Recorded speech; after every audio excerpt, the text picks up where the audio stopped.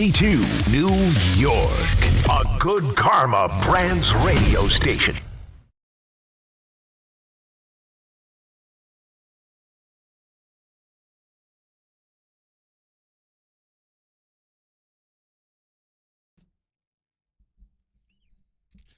I don't know, man. I don't know. I'm searching for answers. I can't find anything in life, let alone the football. Bart Scott, Chris Carlin.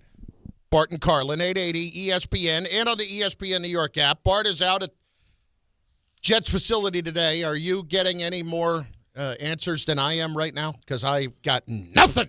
No, it looked like we may be working out a linebacker or figure out what's up with Quincy and his shoulder injury. But this is a pivotal one coming up this week. This is a must-win.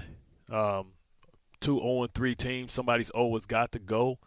You know, we thought that maybe Miami was on the brink of collapse, but if you want to give the Jets credit for their fight and resolve, you have to give the Dolphins credit for their fight and their resolve on the road against a tough opponent, and they showed a lot of heart too. So, you know, this is going to one team is going to be happy and have hope, and the other one is going to probably start ordering pods to start that early packing process.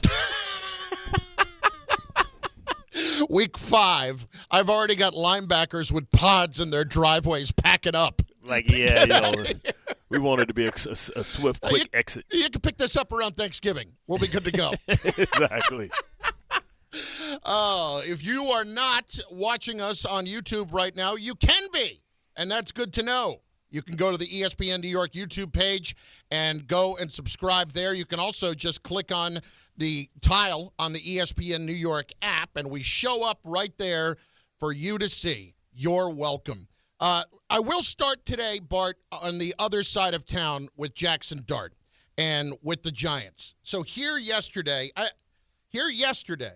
is Brian Daboll asked about the quarterback situation. You know, in order to improve the passing game, and I'd say that was the number one thing we needed to improve from yesterday, as a collective. Everybody's got to be doing exactly the right stuff. It's not all on one guy. Multiple reasons why, you know, certain plays didn't come out the way we wanted them to come out, and we'll continue to do that. Okay, a little more from Daboll on Dart. Asked if he has completed his checklist to play. Well, we put him in the game for the last 2 weeks, so we wouldn't put anybody in the game we don't feel confident with. Okay, Bart, what are we doing? I don't understand. There are so many different aspects of this that are frustrating and also a little bit confusing as to how to handle it, and I just want to start here. There really shouldn't be much of a discussion anymore, should there? Because I don't know what's left. Like you were talking about Jameis and trying to bring back some interest in them this year, and I understand that. But what the Giants need right now is information to move forward into their future, and the best way to get that is to get this kid on the field. Yeah, but what I'm concerned with, if you put him on the field, he can be broken too. We've seen guys that play too early that get broken. Yeah, Eli Manning is the most famous story of somebody who had a horrible debut. We talked about it yesterday when you said when they went against us, it was the 5th start, but the 4th start was pretty bad too. Yeah. Against the Eagles. But they lived through it because everybody accepted and knew exactly what it was. But I felt like people had confidence and belief in Coughlin, and that's the difference. Remember, that was Tom's first year too. That was Tom's first year with the Giants too. Right. So it's the first year. So he had what maybe Daboll may not have, and that's time. Right? He had time with this. And just imagine what a bold move that was early in Coughlin's career to say, hey, I'm going to tell Eli, with Phillip Rivers being there, we're going to draft Phillip Rivers, but we really want Eli Manning, and we're hoping that the Manning family can force a trade. Mm-hmm. That had to be something crazy. And then you had a Hall of Fame quarterback, a quarterback that had won a Super Bowl, kind of eerily similar, correct? Yeah. But the difference is Daboll, we've been there, done that, saw that. And we have questions about the entire regime where Tom Coughlin was on a newlywed phase. And at what point this is what I get concerned with, and this is what happens when people say, okay, young quarterback. When I'm trying to build a team for the future, what I really want to know is if I can properly evaluate the other players on the team so that I can decide who stays, who goes. Now, if you get Jaxson Dart out there, does the receiver suck, or does the quarterback too young to read the progressions and be able to find the right guy? Do you think they're getting more information now on everybody else that Russ is playing? I think they're getting more. I would like to see it with Jameis, because we know that Russ has a governor on. Yeah. Meaning that he's not going to take more certain than risks. 65, right. Right. Yeah. So if it ain't a moon ball, he ain't throwing into tight spaces. He ain't throwing over the middle. He ain't throwing into double coverage. He's not trying to thread the needle. Jameis, he goes by a different creed. He has no conscience. Exactly. Right. Yeah. And he has no fear. So that allows me to properly evaluate the rest of my team. Now, once I evaluate the rest of my team to see, okay, this guy can play, this guy can't play. Because if you can't catch a live ball from Jameis, who loves everybody, he's an opportunist. He's an equal opportunist. If you can't get that from him, then maybe you're just not it. Yeah. Well, go ahead. I'm sorry. So is it Wydell Robinson? Okay, he's a keeper. Can he be your number two with Malik Neighbors, or do you need to go out and really invest in a number two? Slayton, you paid him $36 million. You reluctantly gave it to him, but you gave it to him because it just wasn't nothing else out there in free agency. Not because you love him so much and believe that he can be the number two, because suggesting with what you paid him, $12 million a year? I think he's on a 3-year 36 or something like that. Mm-hmm. If you paid him that, then that suggests that you believe in him being a number two. But he hasn't given you that number two type of feel. You still feel like people aren't paying the T. Higgins price, aren't paying the Njigba price, aren't paying the Ibuka price for if they decide to double up and take everybody else. They're not paying the Pickens price, right? For if you try and take CD away, he going to kill you. So if you feel like, hey, I'm paying you that type of money and you're not paying that price, then maybe you have to be able to evaluate and say, maybe we need to try and move this guy and get upgrades. So Jameis allows you to do that. Once you do that, then you play the young guy. See, I'm not there with that. I get what you're saying. There's a few things at work there. Number one, what that says to me is if I have to still find out some answers to questions that I thought I already had. All right, Malik Neighbors aside, I thought I had the answer to the question about Malik Neighbors is a number one receiver. I mean, do we know that for sure? I think we do. Yeah, I think we do.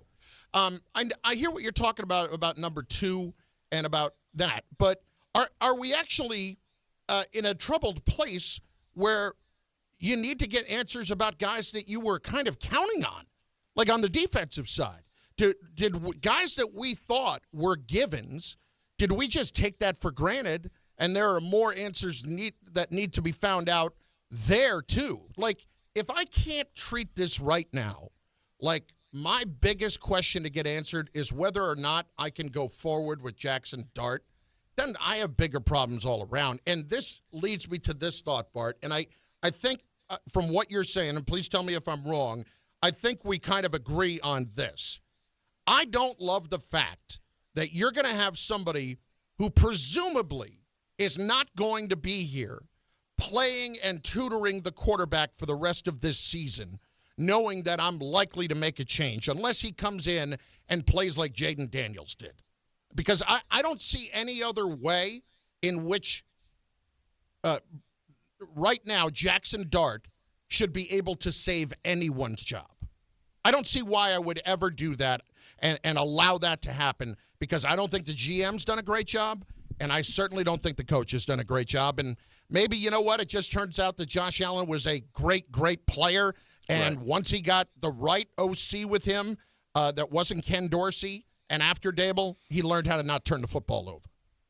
Yeah, I mean, that's all legitimate stuff. And remember, even as an organization, you're evaluating if your mayor or Tish is Shane or Daboll the right fit going forward. So you got them doing their evaluation their way, and maybe they're saying, hey, hold off on the guy right now. Let's give Russell a chance. And maybe giving Russell a chance, not to give Russell the chance, but for us to evaluate everybody else. So it's multiple people that are, it's like you got the watcher watching the watcher type of thing. Mm-hmm. I think that's kind of what you have. And, Daboll's going to have to produce results, but we don't really care about the results. We care about the information. And the information is, can we win with this guy? Is this guy guy that we can build around, and what type of team do we have to build around if we decide that we're going to build around this kid? Well, I want you to take a listen to this because this is from a couple of years ago, and we need to remind everybody about what was said regarding Daniel Jones and the Giants and where they were with him. We do feel that Daniel can play. We've done everything possible to screw this kid up since he's been here. We keep changing coaches, keep changing offensive coordinators, keep changing offensive line coaches. I take a lot of responsibility for that, but let's bring in the right group of coaches now and give him some continuity and try to rebuild the offensive line and then be able to make an intelligent evaluation of whether he can be the franchise quarterback or not. I have a lot of hope in Daniel. I know how badly he wants it. I know how the players feel about him. So we are certainly not giving up on him. So this is answering all of what we've been talking about. Here I'm bringing in the right coach, bringing in the right people around him, rebuilding the offensive line. None of the above has happened. None of the above has happened, and that guy went somewhere else, and he's in a much better position, and what do you know? That team's 3-0. So when I'm talking about evaluating the coach and his biggest strength is supposed to be improving the quarterback and getting him better, if I'm playing Dart, and this is going to sound weird, doesn't it almost act somewhat counterintuitive and going down that same path of, okay, I'm going to have him start playing now and try to get some answers, but this coach has not gotten me answers to the quarterback, and I'm now almost virtually guaranteed that somebody else is going to be coaching him next year. I mean, what I really don't understand is what was the plan? Yeah. Like, I understand that he said, hey, he felt confident in the plan going forward. What was the plan? What was said? I wish we can release that. Damn the Epstein file. Well, okay, never mind. No, I think the Epstein files would be a little bit more important, but I understand what you're saying. But you'd like to know. Let us know. Like, what's the plan? So I think, like the Rangers did a couple of years ago, maybe 5 years ago. They released to the fans, listen, this is what we're doing. I understand that, it's tough and, it's grueling, but this is what our thinking is, and this is how we're going about it. And maybe the fans can embrace it and jump in on it. But, like, just saying, hey, trust us, you haven't earned or warranted that trust because it's been a long time since they felt like they can trust you to put a great product out there. So I think that you need to be more transparent with what's going on and what's the process. Well, that's the thing. They really haven't been, and I don't know how you can be transparent with something that you might not have. You may not know what it is. Yeah. I don't get the sense that it's been just under lock and key and we're not telling you what we're doing. I don't understand by any of the results, what it would have been. Is it no? Let me ask you this: is it no record that Daboll can have that can get him fired? That could save him, you mean? No, that can get him fired. Is there now? Because if you listen to Maras and what he said last year, why he retained Daboll and Shane, right, is because he doesn't want to have all these turnover. He doesn't want to be the team that gives up on the process, that does this or does that. He looked at how his father was patient and all that stuff and how it worked out. And sometimes we get caught up in the memories of what happened before, thinking that it can happen again or will happen again, not knowing that each moment in time is its own unique thing. But I wonder, like, what's the record that says, we got to get a new coach? Like, what is that? Is it 3 wins? Oh, I don't know. Is it 4 wins? Because if it's 3 wins, 4 wins, it's the likelihood is that they're probably going to be moving on. Yeah, listen. But is it no number? Like, is it just about, okay, if Dart looks like he can play, but you lose every game? No, I 100% believe that unless Dart plays like Jaden Daniels did last year, plays like C.J. Stroud did 2 years ago, that there's no reason to keep Daboll. Like, I think they're going to move on from him no matter what after this year. Because, Bart, if they were going to do that, they didn't go ahead and just lock it up for the long term and say, okay, hey, everybody, this is where we are, and this is what we're doing for the next couple of years, so deal with it, just so we're all on the same page. That's not what they did. They played it down the middle. They didn't extend either guy, and they didn't try to put anything in place that would make you think it was a long-term solution.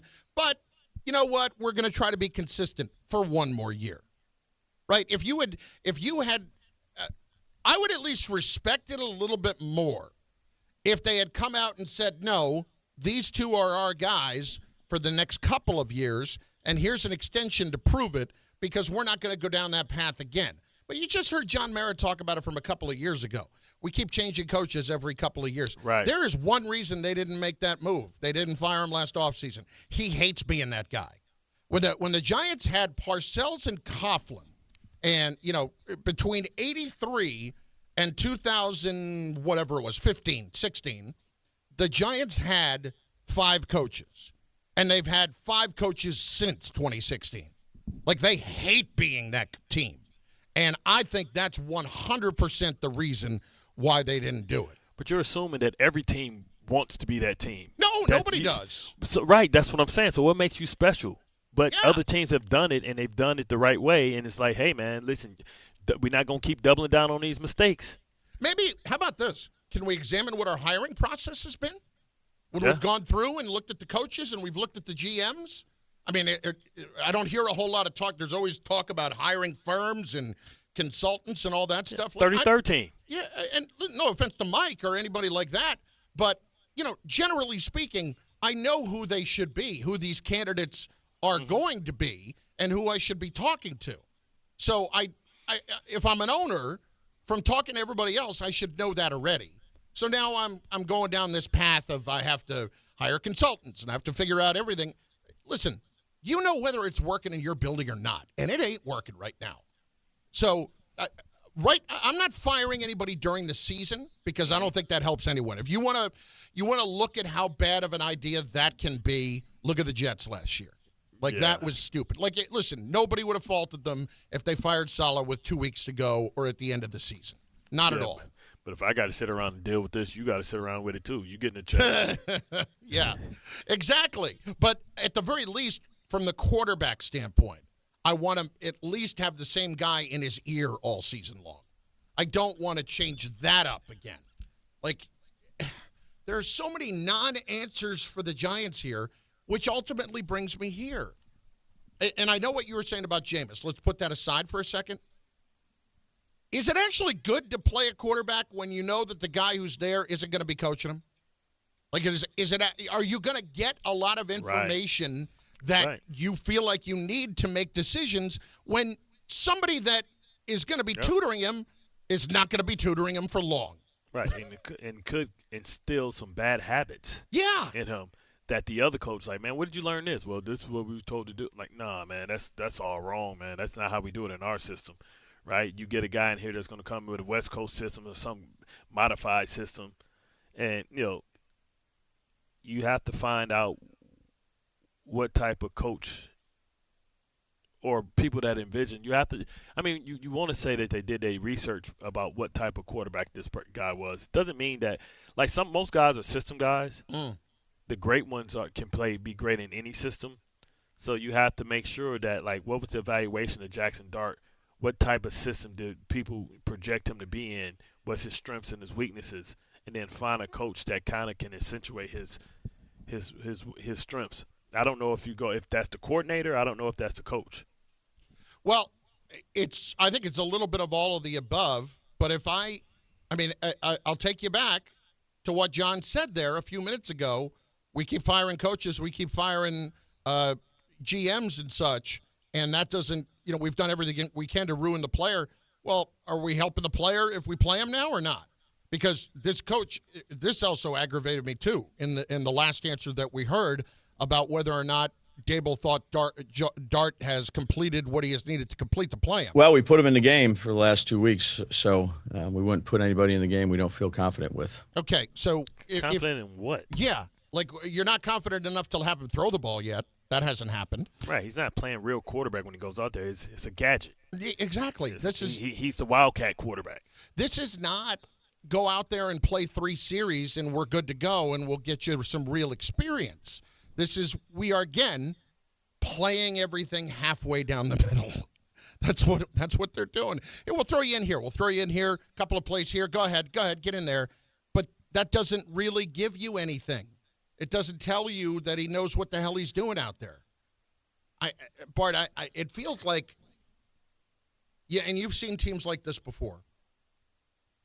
It feels like everything they are doing is operating in direct opposition to themselves. Like if you're going to let the coach and the GM be the coach and the GM, and you're going to let them make a trade for a second-round pick to move up and take a quarterback in the first round, when the following year you might be drafting a quarterback again, like, when do we start getting information?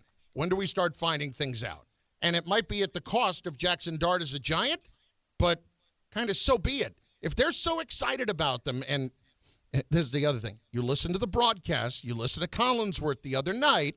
Well, boy, you ask people in that building about Jaxson Dart, man. This guy's good. This guy, you can be excited by him. Okay, so let's see it then, cowboy. Where are we at? Exactly. What's the point?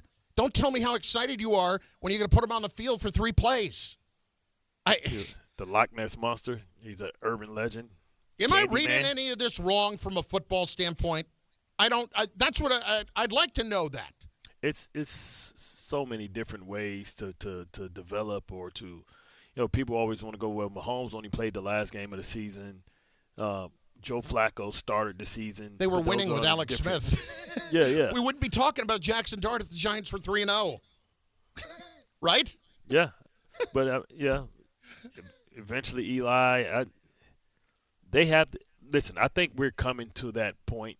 I don't know if they have some type of loyalty to Russell Wilson and letting him get an opportunity to kind of play it out. But I don't see past 0-5.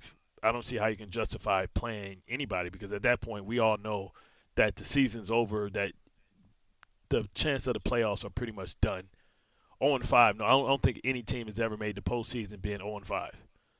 So if that's the case, if you want to look at the analytics, then 0-5 is the time to say, you know what, it's time to let the kid play and start selling hope and feeling good about ourselves. I get the Jameis part of it. I do. Because you want to, wait a minute, do I have a chance to do anything with this team at all? That's what you want to find out, right? Yeah. He may make it too interesting and start throwing pick sixes the other way, but I know he's not going to be afraid to at least try to get me some information on some of my other players. Yeah. Yeah, right? I mean, like you're talking about with the number 2 receiver and the offensive line and all that kind of stuff. At least I know that Jameis is going to give me a chance where he will take shots at giving guys an opportunity to try to go make a play. Yeah, and that's the beauty of Jameis. Like, he is a very sophisticated passer of the football.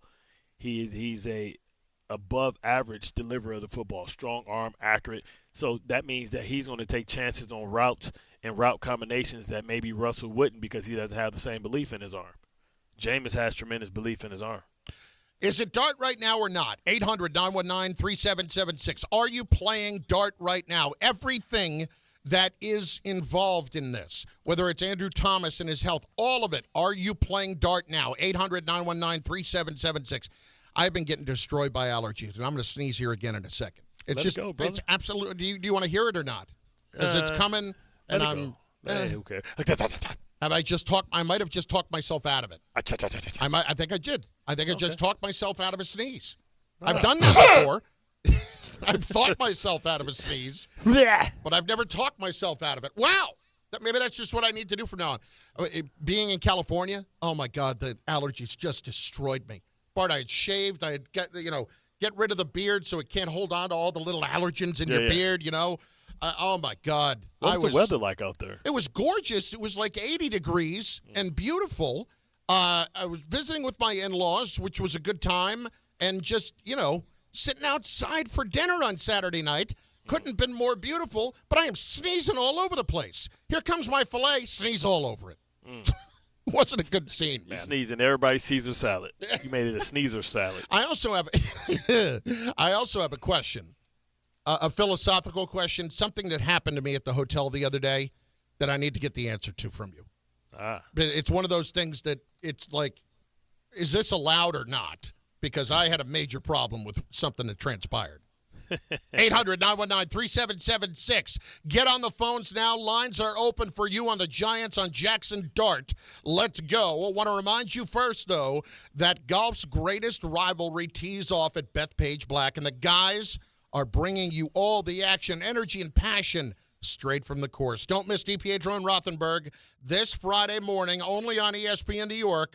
Brought to you by Michelob Ultra. No matter what you're playing for, make it superior with Michelob Ultra. 2.6 carbs, 95 calories, a superior taste worth playing for. Official beer sponsor of the Ryder Cup. Are you ready to make a difference for the environment while helping the visually impaired at the same time? Then donate your vehicle to Heritage for the Blind today by calling 1-800-983-6530. Every donated vehicle will either be properly recycled in an eco-friendly manner or given a new life through reuse. Donating your vehicle is easy. Simply call 1-800-983-6530 and Heritage for the Blind will do the rest. They'll even arrange for your vehicle to be picked up at no cost to you. And for a limited time, when you donate your car, you'll receive a $200 restaurant voucher and a 2-night, 3-day hotel stay at one of 50 locations. Call 1-800-983-6530 right now to schedule your vehicle donation and make a positive impact on the environment while helping others. Heritage for the Blind, where every car donation counts and every person makes a difference. Call 1-800-983-6530 now. This advertisement is paid for by Heritage for the Blind. Stay away from the east side. We've got the UN General Assembly in session. The president speaking at this hour. First Avenue is locked down in the 40s. Traffic is not moving at all. Gridlock conditions and frozen zones. FDR Drive with a lot of extra traffic, and the 42nd Street ramps remain closed. In the Bronx, southbound on the New England Thruway, 95, very slow coming in toward the Cross Bronx and the split for the Bruckner Interchange. It's a crash there. The Hutch is getting slow southbound on the approach to the Whitestone Bridge, and the westbound Cross Bronx very slow from Bronx River Parkway all the way to the George Washington Bridge. A bit lighter than normal coming in from New Jersey with Rosh Hashanah today. GW Bridge about 15 minutes. Lincoln and Holland tunnels, minor delays. Broken down vehicle on the approach to the Lincoln Tunnel on 495. I'm Bob Williams on 880 ESPN New York. Record numbers of residents are getting quality, affordable health insurance through Get Covered New Jersey. If you recently had a major life event such as marriage, pregnancy, or insurance loss, you may be eligible to enroll now. All health plans include preventive care, prescriptions, emergency services, and more. 9 in 10 enrolling get financial help, and many pay $10 a month or less. Find out if you qualify at getcovered.nj.gov. That's getcovered.nj.gov. At Garden City Mazda, discover more about what moves you. Our fall kickoff savings start now. Don't miss out. Our inventory of new and Mazda certified pre-owned vehicles is unmatched in New York. Embrace every unexpected turn with the new 2025 Mazda lineup. Refined performance, spacious interiors to fit your life. Elevate your driving experience. Garden City Mazda. Exhilaration at every turn, exceptional in every way. Things today can seem kind of unpredictable. Who knows what's around the corner, right? Well, at Total Wireless, we want to give you something to be sure about. With us, you save 50% off Metro and Cricket when you switch with one line. Guaranteed. And you get to keep the phone and number you love. Visit our Total Wireless store today. 50% savings for unlimited plans versus comparable Total Wireless unlimited phone plans based on standard plan rates. Some customers may only receive the guaranteed savings after contacting us and validating the current plan rate. Excludes promotional, discounted, and bring your phone rates. For total 5G unlimited plan or higher, auto pay required. Applied on next renewal date. Additional terms apply. Did you know you can get more with New York Lottery Plus? You pulling my leg? No, seriously. Just enter scratch off and draw game tickets and get more points. Pulling a fast one? No. And you can put your points towards chances to win gift cards, cash prizes, and more. Is this a stunt? No. You even get points for playing new games. You're pulling my chain, aren't you? No. Pulling my finger? What? No. Man, put that thing away. Sorry. Introducing New York Lottery Plus. Download the app, sign up, get more. Please play responsibly. Must be 18 plus. Gambling problem? Call 1-877-8-HOPE-NY or text HOPE-NY. We are proud to serve our country, to serve our local communities, to wear the uniform, to be a soldier, to serve abroad when and where duty calls. We are ready to stand with our brothers and sisters to defend, to serve, to fight. We're always ready, we're always there. We are the New York Army National Guard. Sponsored by the New York Army National Guard. Game time isn't just on the field. It's in your driveway, too. At Kia City of the Bronx, they're making plays with the full lineup of brand new Kias ready for you at 3505 Connor Street. Don't sit on the sidelines while your dream car drives by. Visit KiaCity.com or call 646-917-7955 and they'll get you behind the wheel of something fresh. Kia City of the Bronx. This is how the Bronx drives.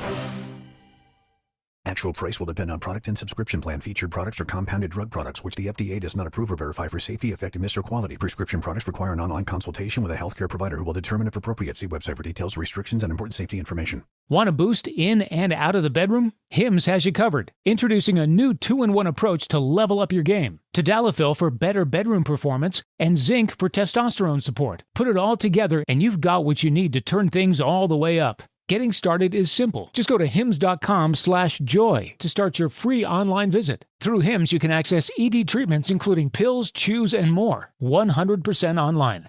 No office visits, no pharmacy lines. Just fill out a simple intake form and a licensed medical provider will determine if treatment's right for you. If prescribed, it ships free and discreetly to your door. Find affordable treatment options at up to 95% less than brand names at hims.com/joy. That's hims.com/joy, HIMS.com/JOY.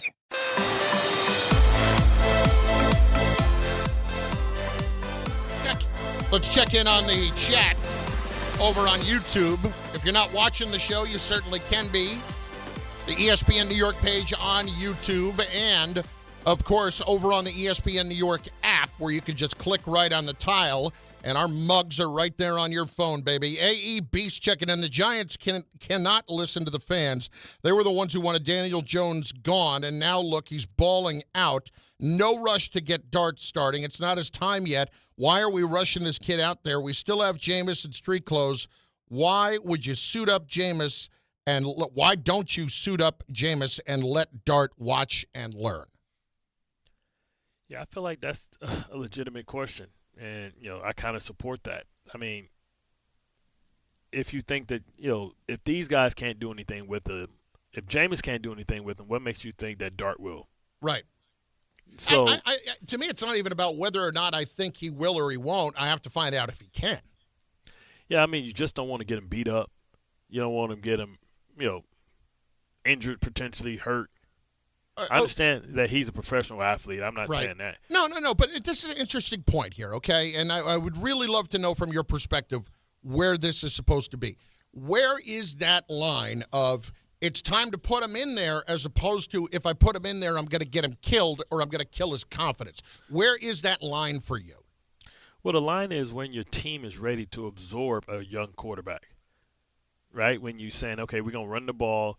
He's only going to throw the ball 20, 25 times, maybe. 20 times probably more than likely. We're going to run the hell out of the ball, and you have your whole team behind that, right? But your whole team can't be behind that until they realize that that they're probably not going to win and go anywhere. So, I mean, you're a couple of wins away from that where guys are saying, hey, let's, the people that's going to be there, the core people, know that they're going to be there. They know what they signed up for because they wouldn't have signed the extension. Brian Burns knows what he signed up for. Dexter Lawrence knows what he signed up for. Andrew Thomas knows what he signed up for. Daboll knows what he signed up for. You just have to get the other guys to come along and say, hey, because maybe like if you're a receiver and you're like, man, I'm a free agent or, I'm up for a contract and I'm sitting here stock blocking, or maybe that's a personnel that has less Warndale Robinson in it, because now you want guys out there that's big enough to block. All right, let's hit the phone lines. 800-919-3776. 800-919-ESPN. Jay in Long Island up first, listening on the ESPN New York app. What's up, Jay? What's going on, boys? Yeah, so like Bart was saying, you're running the risk. Every time you lose another game, you're running a risk. You know how it is, Bart. Like, these guys want to be able to play for something. My personal opinion, they should have started Dart versus the Chiefs. If he doesn't do well, they're going to say, oh, okay, Kansas City's a good team. If he ends up doing well, it just builds his confidence, and it's not the same Chiefs. My opinion is they put him in versus the Chargers and see how he does. I know the Chargers are a good team, but and when you're not adding is that dynamic of the guy can run. There's plenty of times you see Russell Wilson. There's plenty of times could run and take off. That's the extra dynamic that Jaden Daniels and all these new quarterbacks have that Wilson is not going to do at this point of his career. You need a guy that's going to be able to move. He sees a gap in the middle, he's going to run and get those yards. He could also throw the ball. If it wasn't for this schedule, I think that's what the Giants are scared of. This schedule is murderer's row. You got the Eagles. They don't want to get the guy hurt, and I understand that, but it's a tough situation of where to put him in. I think they're going to ultimately put him against the Saints and start him versus the Saints. And Daboll, he wants to save his job. He's got to be able to, you know what I mean? It's a tough situation. You're not going to just keep running Wilson out there and Winston. There's only a matter of time before Winston starts looking like crap, and he might do good the first 1 or 2 games, but at the end of the day, you're going to have to put Dart in there, see what he can do, and then you got a top draft pick. If he ends up falling on his face and being absolutely terrible, which I don't think is going to happen, you got another a decent quarterback draft where you could say, okay, maybe do we? Evaluate. We don't everything. know that yet. That's the problem. We're 100% out on Arch. Arch is having a horrible season. And so he probably needs to stay in. The other guys, Beck was having a decent season, but everybody knows really what he is. I don't think people think too highly of him. We hadn't heard his name a whole lot near the top of the draft when we were talking about guys like Nussmeier and other guys. And the guy that came up a lot early in the season was Mateer from Oklahoma. He didn't look great the other day. Yeah, it's been a lackluster performance by these quarterbacks. They came in the season with high expectations, but they totally haven't lived up to it. So now that's tough. So I don't know who's going to be if you had to say who's the most popular player in all of the college football, is it the kid, the receiver from Ohio State who can't come out this year? Can't come out? Yeah, electrifying. Yeah, he's up there. I think right now. Probably so. I haven't seen. I know it's early and they haven't really started. I haven't seen a Tyler Warren yet. I haven't seen a McBride or. No, there are a couple D linemen that they're pretty high on, but I'll just give you a couple of names here. Right now they're talking about the quarterback Fernando Mendoza being a high pick, and this was not even somebody that anybody mentioned. He was a guy from Cal who transferred, and I'm going to make that switch right now, the guys at Indiana? I don't think so. Yeah. So there are edge rushers. There's a guy from Miami who's an edge rusher. There are safeties, but no Abdul Carter. You see what I'm saying? It doesn't feel like early on in the season that it's these. No, the guy who is the second. Right now, I'm looking at a projected draft for next year. Right? No Travis Hunter. The second overall pick is Reuben Bain from Miami, who is an edge rusher. And he's incredibly talented. He's not on the level of Abdul Carter. Not by any stretch. Not by any stretch right now. So it could be a bad year to have the top pick. It just figures you got to sit through. It's like the Kenny Pickett year. You got to sit through this crap-ass year, and then you still know you're not getting anything up top. Just kill me. Dino in Rockland. Dino, what's going on, bud? Hey, what's up, guys? Thanks for taking my call. I'm a first-time caller. I love you guys. Listen, I'm a diehard Giants fan. I went to training camp this summer, and if you watched Russell Wilson take first team snaps versus Jaxson Dart take first team snaps, you could see Jaxson Dart was not ready. He was missing his receivers, long, short. Russell was hitting his receivers. He just looked so much better. So just the eye test, and I know I'm sitting up there in the stands, but Jaxson Dart he didn't look ready. And again, the last thing I want is for this kid to be ruined, because I don't want to be in a situation where we have to go to the draft and get another quarterback. And I know Daboll probably isn't going to be here much longer because, I don't want to be, doom and gloom and say the season's already over. But, 0-3, it's looking over. I just don't think this kid is ready yet, and I don't want him to be ruined. What is Daboll's overall record? 18 and what? It's like 18-30 something. 35, 18-35? Yeah, 18-35 and 1. So it's like a 25% winning percentage? It's a little bit more than that. It's like 30-something%. Yeah, so I just wonder, do the fans, whenever you fire a coach, you have to ask yourself then, okay. What's the answer? Yeah, who's next, right? Right. Or what's next? And is it Cliff Kingsbury? I don't know. Do you want to bring in another offensive guru or supposedly offensive guru? Last year that was Ben Johnson. Are you going to continue to try and keep poaching? Are you going to go get Josh McCown? You know what I mean? That doesn't excite you, does it? Does Josh McCown excite you? I think most people would think Josh McCown and what he's doing. Did they make him a coordinator yet?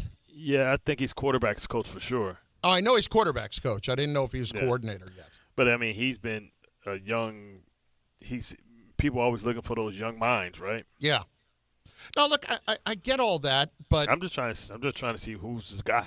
Who's the guy? Last year it was apparent. Oh, Aaron Glenn's going to get something. Ben Johnson's going to get something. Kellen Moore's going to get something. We knew that. I don't know if we have that this year. Oh, I don't think there's that. It's almost like the quarterbacks in the draft. I don't think those coaches who are definitive guys for next year have really started to reveal themselves yet. Like maybe we find out toward the second half of the year how teams play. Or do they go in college and say, "Go, Sarkisian, you ever want to coach in the?" But you can't see those guys want to give up the. Like I can see the guy from the coach from Florida being somebody's offensive coordinator because I don't know how much longer they're gonna keep up with him there. No, I don't see that for much longer. Like absolutely not. Todd Monken or something. Yeah, I mean, it could be a Todd Monken. Trying to find a guy like that who they did at Georgia. Yeah, understood. Bart and Carlin, 880 ESPN, and on the ESPN New York app. Don't forget, you're going to have to get ready for a new Monday Night Football experience with the ESPN New York Couchcast when the Jets take on the Dolphins for the Week 4 divisional matchup. Settle in on the couch. Join the Altcast with your favorite ESPN New York personalities for instant reactions, unfiltered commentary, and behind-the-mic banter. Streamed live on our YouTube page from kickoff to the final whistle. Grab your snacks, watch the game with us. It's the ESPN New York Couchcast, presented by Calandra's Bakery, Jacob's Pickles, and driven by the All-American Ford Auto Group, your giant Ford Auto Group with giant savings and a giant selection. That's Monday, September 29th. This coming Monday, beginning at 7 p.m. on the ESPN New York YouTube channel. 1-877 Cards for Kids. KARS Cards for Kids. 1-877 Cards for Kids. Donate your card today. 1-877 Cars for Kids. KARS Cars for Kids. 1-877 Cars for Kids.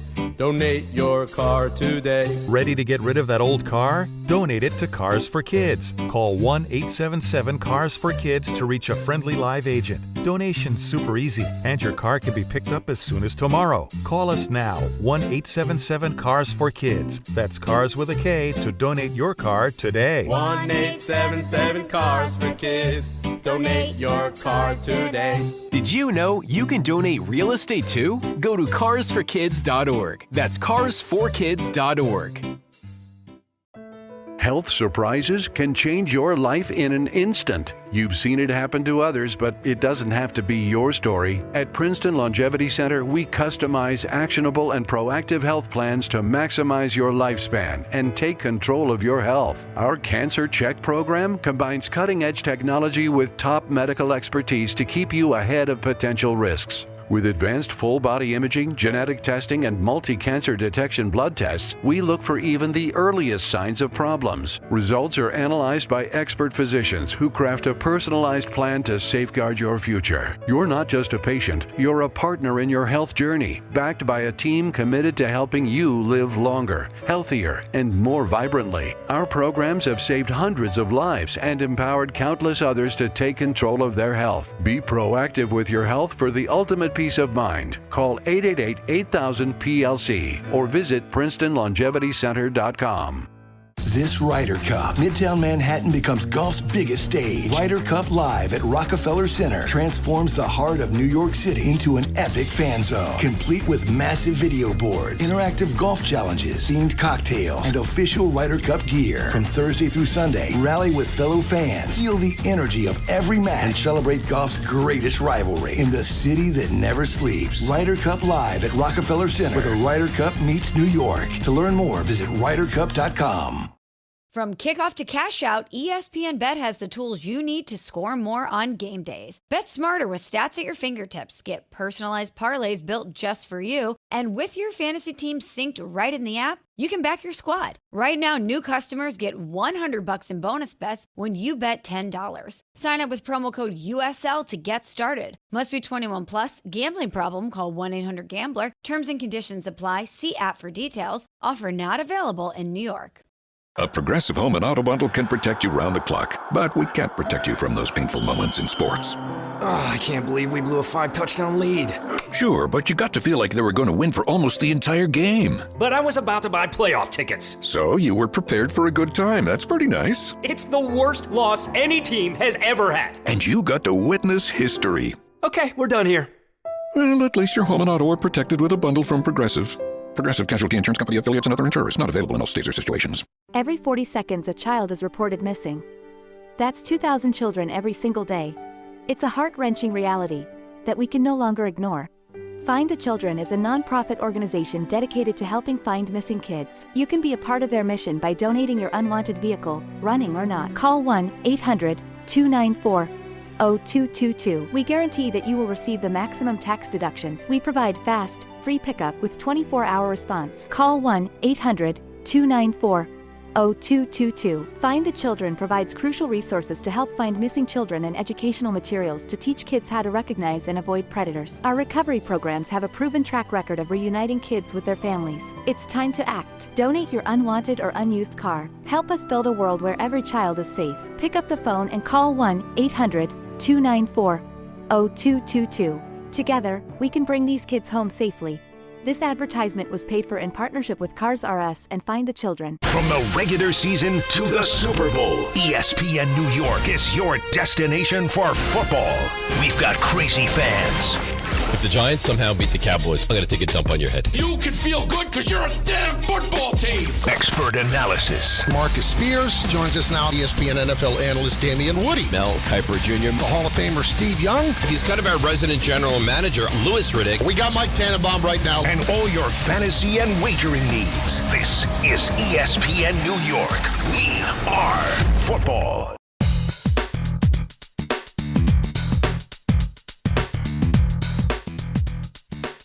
You can be watching on the YouTube page. ESPN New York's YouTube page gets the show live every day where we can chime in with some of the comments. It's Bart and Carlin on 880 ESPN and on the ESPN New York app. All right, I was about to say the ESPN New York Challenge. What the hell is that? I don't even know what that is. It's just a challenge for me to talk about the Jets and Giants every day. That might be our challenge. Let's get to Ryan, the mailman. What's up, dude? How you doing? How you doing, fellas? How are you, man? I'm here, man. Just been busy, you know. Work is crazy, life is crazy. But I caught you guys on the YouTube yesterday. You guys look good. It was a good watch. Yeah, it's listen. The lighting is a little bit off for me. Not that the lighting's really, not that you want more lighting, but Bart was complaining about it the other day, so it got straightened out. You outshine Bart on the lighting. Don't worry about it. You know, I know. I physically actually outshine him on my head. I get I'm trying to hope that his head acts like that little silver thing that they hold at photo shoots, but I can't quite get him to keep his head turned at a right angle. Like somebody should be sitting out in front of a pork store holding my head to get a tan. I'm weak. What's up, bud?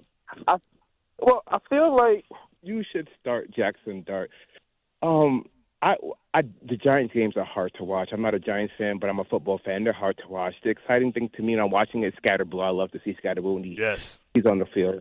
I feel like you know what you don't have, which is a real quarterback in Russ. He can't really. You could start Jameis, but I feel like you throw Jaxson Dart in there and see what you actually have.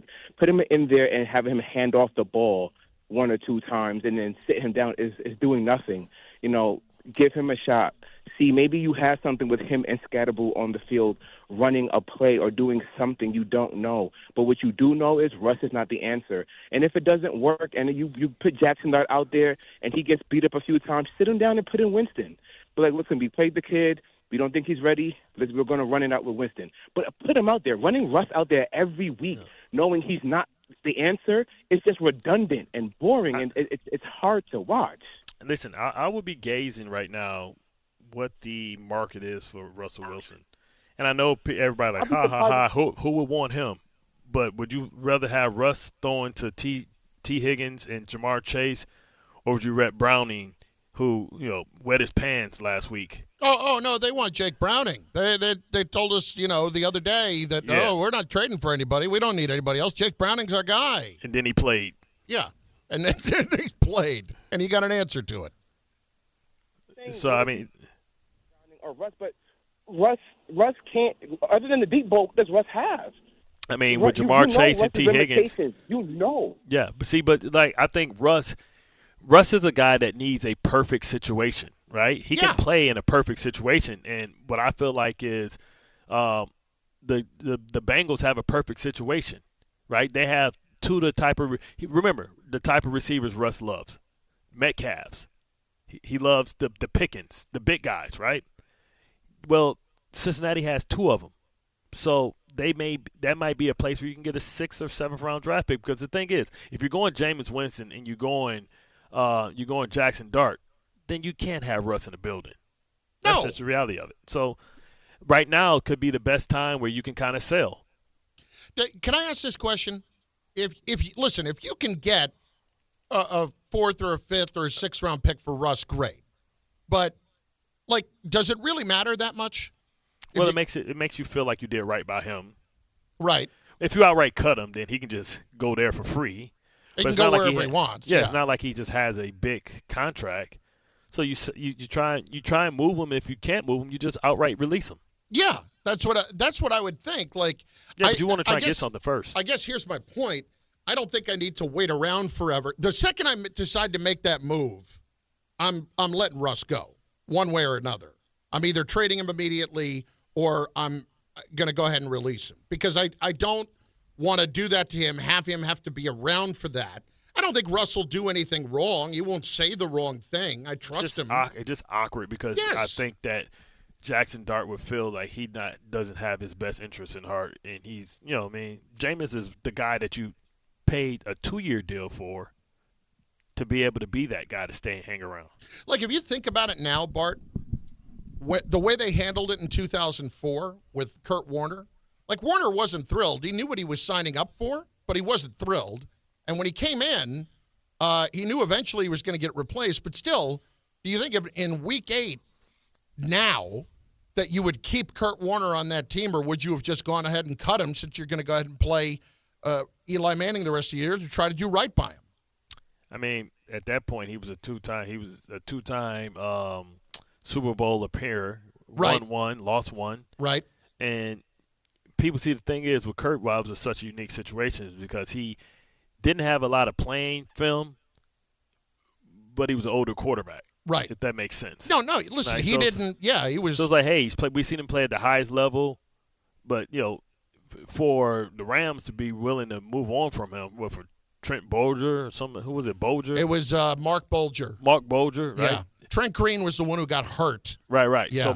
So for Mark Bolger and Mike Martz, people were thinking, man, if they gave up on him after what he did, 2 Super Bowl appearances, it seemed like Kurt Warner was only there for 6 years, right?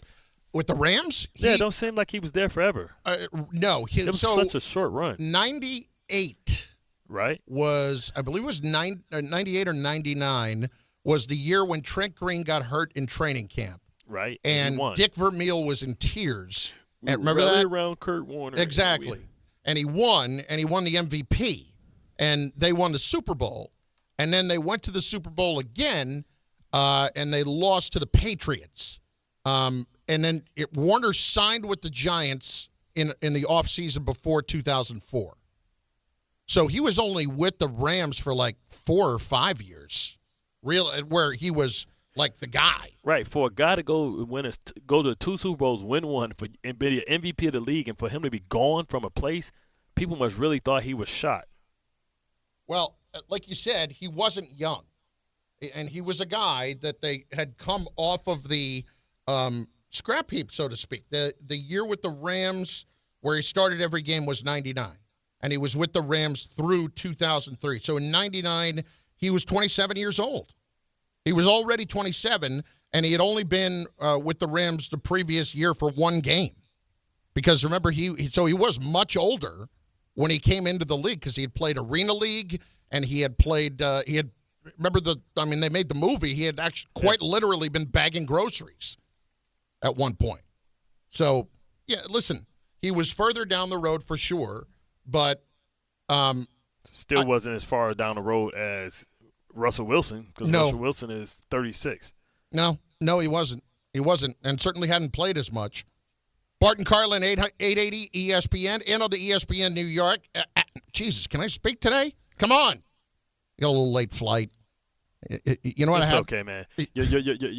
Your tongue is your mouth is you still like fat tongue. Fat tongue today. You're 8 hours back. It's 8 o'clock to you. You're not used to talking past. My tongue's waiting for breakfast. Right. Boy, that doesn't sound good. But here's the other thing though. I get on the plane and you feel good because I'm going to be in economy plus. Whoa. Okay. A little extra room, right? Uh-huh. First row of economy plus. So there's nothing in front of you. Nothing. But I got two problems. Number one, those armrests, they're locked in. They're not moving. So side to side, my fat ass is sliding into that seat, and we're going to have to pry it out with a crowbar at the end. So that was a little snug for me. And the guy sitting next to me, he was not having the fact that he was sitting next to the big guy. He was not having it. But you know what? I'm big. He deserved it. Think I'm chunky. Well, I will say part of it was me kind of overplaying it a little bit because he had one of those situations where I got on the plane a little bit late, so I had to move back 10 rows to put my bag up.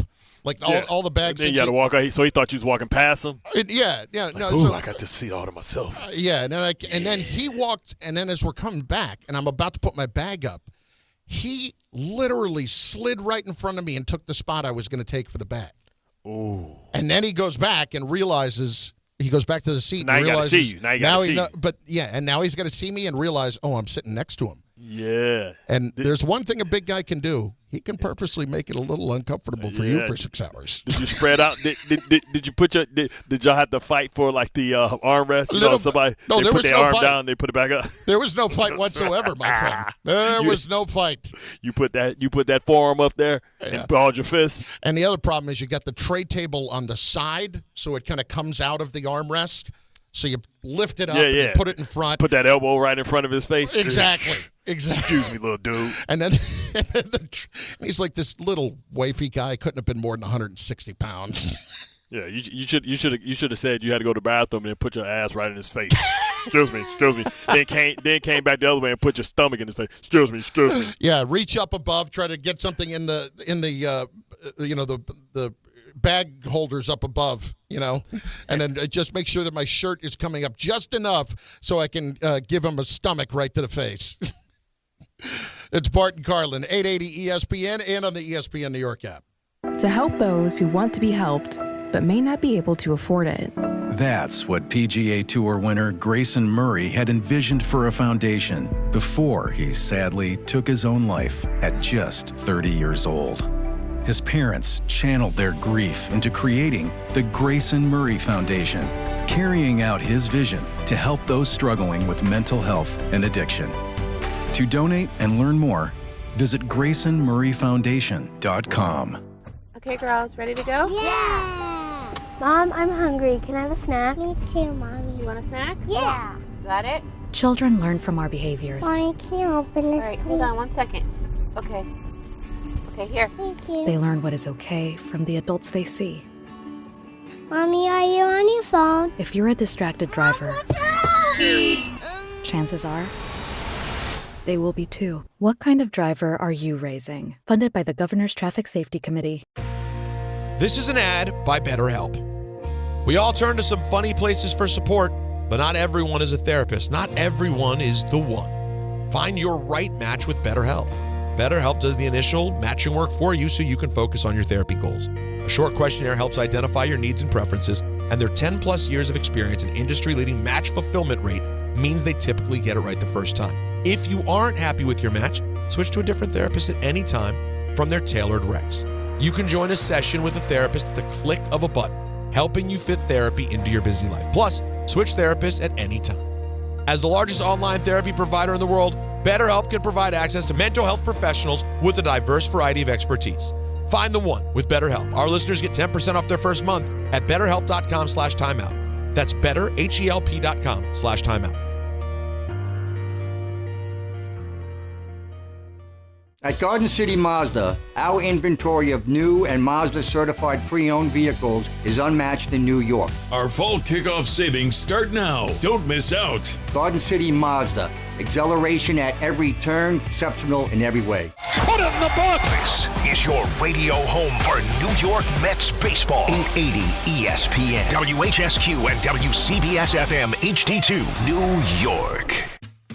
Well, to hit a home run, everything's got to line up perfectly, just like when you find the person you want to marry. When it's time to propose, well, do what I did. Visit the engagement experts at London Jewelers. From their beautiful 2 by London collection to custom designs for any budget, they make finding the perfect ring easy. Visit London Jewelers at any of their 6 locations and tell them I sent you for the Michael K. treatment. London Jewelers, getting it just right. You matter, and so does your well-being. Call, text, or chat 988, New Jersey Suicide and Crisis Lifeline, for free 24/7 support with mental health, suicide, or substance use concerns for you or someone you love. A message from the New Jersey Department of Human Services. Feeling stuck on your own 10-yard line in the career game? Maybe it's time to just go for IT. My Computer Career has the game plan to score a rewarding new IT career in months. Whether you're a rookie, a breakout career changer, or a military veteran ready to serve. Why spend years chasing a college degree when you can fast-track your future in IT starting now? Take your mark, get set, go for IT. Take the free career evaluation at mycomputercareer.edu today. Financial aid is available to those who qualify, including VA benefits.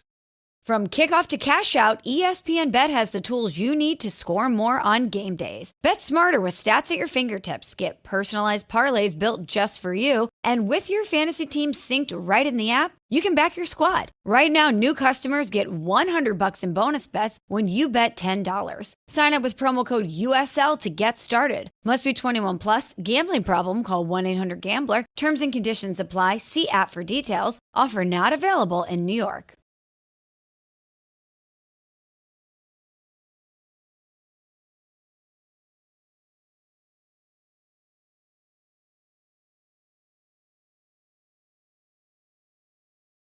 Tuesday at 11 a.m., that means Harry Douglas. It is Bart and Carlin on 880 ESPN on the ESPN New York app. Chris Carlin, Bart Scott, Harry Douglas. Of course, ESPN NFL analyst. You know him from Freddie and Harry.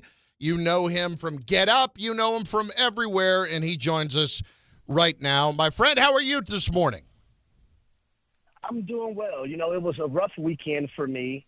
I got back to college game day on Sunday. I thought I was going to have a good showing from my Atlanta Falcons. Yeah. Boom, we lose to the Carolina Panthers 30-0. So I was going through it. I was about to crash out the last 2 days, but I had found myself on this lovely Tuesday, and it's a pleasure to be on with the one and only Bart Scott and the one and only Chris Carlin. Doogie, what it do, man? Listen, I'm still reeling because I was torn last night. I didn't know what to do. My sister's, was down there with me when I played for Baltimore, but she went down there and she's a Lions fan. They're all from Lions, so I got them tickets. So she's, sleeping with the enemy, so to speak. So she's out there and she's texting me, but I didn't know how to feel. I didn't pick up the phone for my sister because I felt like she was rubbing it in like the Lions won. And I'm supposed to like the Lions too, but my heart was with the Ravens last night. And you think it was more about like the Lions are back? Or is it about the Ravens' defense struggling again? What was your take on that game last night? So I think it's a bit of both, Bart. I think, number one, a lot of us, I feel like we probably overreacted about the Detroit Lions in week one. They were trying to get acclimated to a new offensive play caller in John Morton. But what we've seen, number one, week two versus the Chicago Bears, they go out there and put up a 50-piece. And then what we've seen on national TV last night, the Detroit Lions said, hey, before you crown somebody else in this NFC North, in this division, don't forget who's been the kings recently. And that's the Detroit Lions. The way they played last night, the physicality, Dan Campbell going for it on fourth downs, basically, well, let me watch how I say this. They basically spanked the Baltimore Ravens last night. Put them over their laps and just spanked them as bad as they could. And one of the, Bart, you know this as a defensive player, one of the most demoralizing things that can happen to a defense is understand and know that the run is coming, but the inability to stop it. That's why defensive coordinators, I don't care how good a pass game is, a defensive coordinator will get up in that meeting room and always say this: we have to stop the run first before we stop anything else. And the crazy part, there were inside runs like A-gap and B-gap runs, which is like right at the heart. I know Metabike wasn't there, but that's right at the heart of the Ravens. The Ravens being out-physical in their own place, the place that really has never seen a 200-yard rusher outside of Freddie T back in the day. Like, it was hard for me to – never mind. I felt just as bad as you. But the Lions did a great job running duo runs, right? Yeah. That's when you had the double teams at the point of attack by the guards and the center and other people involved, and they really pushed the Baltimore Ravens backwards. And I never thought in a million years going into next week that the Kansas City Chiefs would be 1-2 and the Baltimore Ravens would be 1-2. Yeah. A lot of us highlighted that game before the season started as one of the biggest ones, and now both of those teams are trying to survive. You know what I talk about? I know they're not playing without their Patrick, their big fullback, and likely isn't there yet. So that's going to change, just like Rashid Rice hasn't played yet and Worthy, and that changes.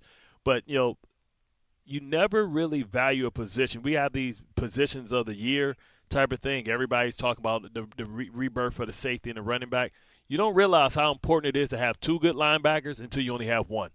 Raekwon's out there playing with the other dude that plays next to him is damn near blind. They've been trying to find an inside linebacker next to him for a while, ever since Patrick Queen left, and that's been the biggest difference about being able to stop the run, because you need two good linebackers, not one. Well, but also the defensive tackle position. Matabike not being there, that was huge last night. Now, at the same time, one person wasn't going to stop that charge, but I'm pretty sure it wasn't going to be as worse as we've seen on national television if he was in that spot. That's a Pro Bowl player we're talking about. Yeah. Harry Douglas is with us in his weekly spot on Bart and Carlin, 880 ESPN, and on the ESPN New York YouTube page. All right, locally here, we're talking a lot about Jaxson Dart, the Giants this morning. But, Harry, we're also talking about the fact that you're about to – we don't know when it's coming, but we assume that Jaxson Dart is coming soon for the Giants in the next few weeks. But you also kind of assume that where they are, we know that they're going to be moving on from the GM and from the coach at the end of the season. So how do you gauge the progress of a quarterback when you're putting him with a coach that you're probably getting rid of and that wasn't able to develop Daniel Jones at all, and you see what he's doing now? Well, first, let me say this about the New York Giants. And, guys, y'all had me on the last 2 weeks. Right, and I was on here saying that, hey, Russell Wilson, allow him to remain the quarterback. But what I witnessed on Sunday Night Football, I'm sorry, I have done a 360. I don't care if it's Jaxson Dart. Hold on, 360 or 180. Hold on. We got your direction wrong, because you just went back and went in the same. Leave him alone. He's cooking. Guess what, Bart? I don't give a damn what it is. It can be a 1,000. I don't want to see Russell Wilson at quarterback anymore. I would rather see Jaxson Dart or Jameis Winston. One of those two guys. What I witnessed with my two eyeballs, and guys, I can barely see. I need contacts. I need LASIK surgery. I've known this since I've been in middle school. I've needed glasses or contacts. What I seen last night or Sunday night was a travesty to the game of football. It's not fair to Russell Wilson's teammates. It's not fair to the coaching staff. It's not fair to the fans. How do you throw the ball out of the end zone multiple times and on fourth down not give your guy a chance to try to catch it? He don't want to mess up that QB rating, man, overall. You know what I mean? That's historical for his Hall of Fame bid. I mean, there might be a little something in there. We got to keep numbers at a certain level. I don't want to see Russell Wilson anymore this season. Okay. All right. That aside, though, how do you handle the Dart thing? Whether it's Winston or Dart, we know that we have to get some answers on Dart at some point. But how do you evaluate the answers when the coach is probably not going to be here, if that makes sense? Well, I think you have to take it with a grain of salt, number one. I think from a player standpoint, and Bart understands this, there's a sense of pride. So guys are going to go out there, especially when there's the potential of the coach not being there. You better go out there and put 110% on film every single time, because the eye in the sky never lies. When you're not having a good season and the coach could potentially be gone, The way you walk into the building is being evaluated. The way you eat your breakfast is being evaluated. The way you or your pace that you use going to the restroom is being evaluated. So from a pride standpoint and also guys having a job to do, you have to do your job. For Jaxson Dart, it's go about your business the same way that you have up until this point. And if you get the opportunity to go out there and play, make the best of it. He has two veterans in that room. You have Russell Wilson. You also have Jameis Winston, guys that you can lean on. And I'm pretty sure if they say they're going to bench Russell Wilson, he might be released or whatnot. But you still have a veteran in that room who was a high draft pick that understands the ins and outs of the business. So you lean on that guy as well. But, having Malik Neighbors come out and basically say it's not the quarterback and it's other things, I don't think that's a good look for Brian Daboll, nor Joe Shane, or Mike Kafka as the play caller. All right.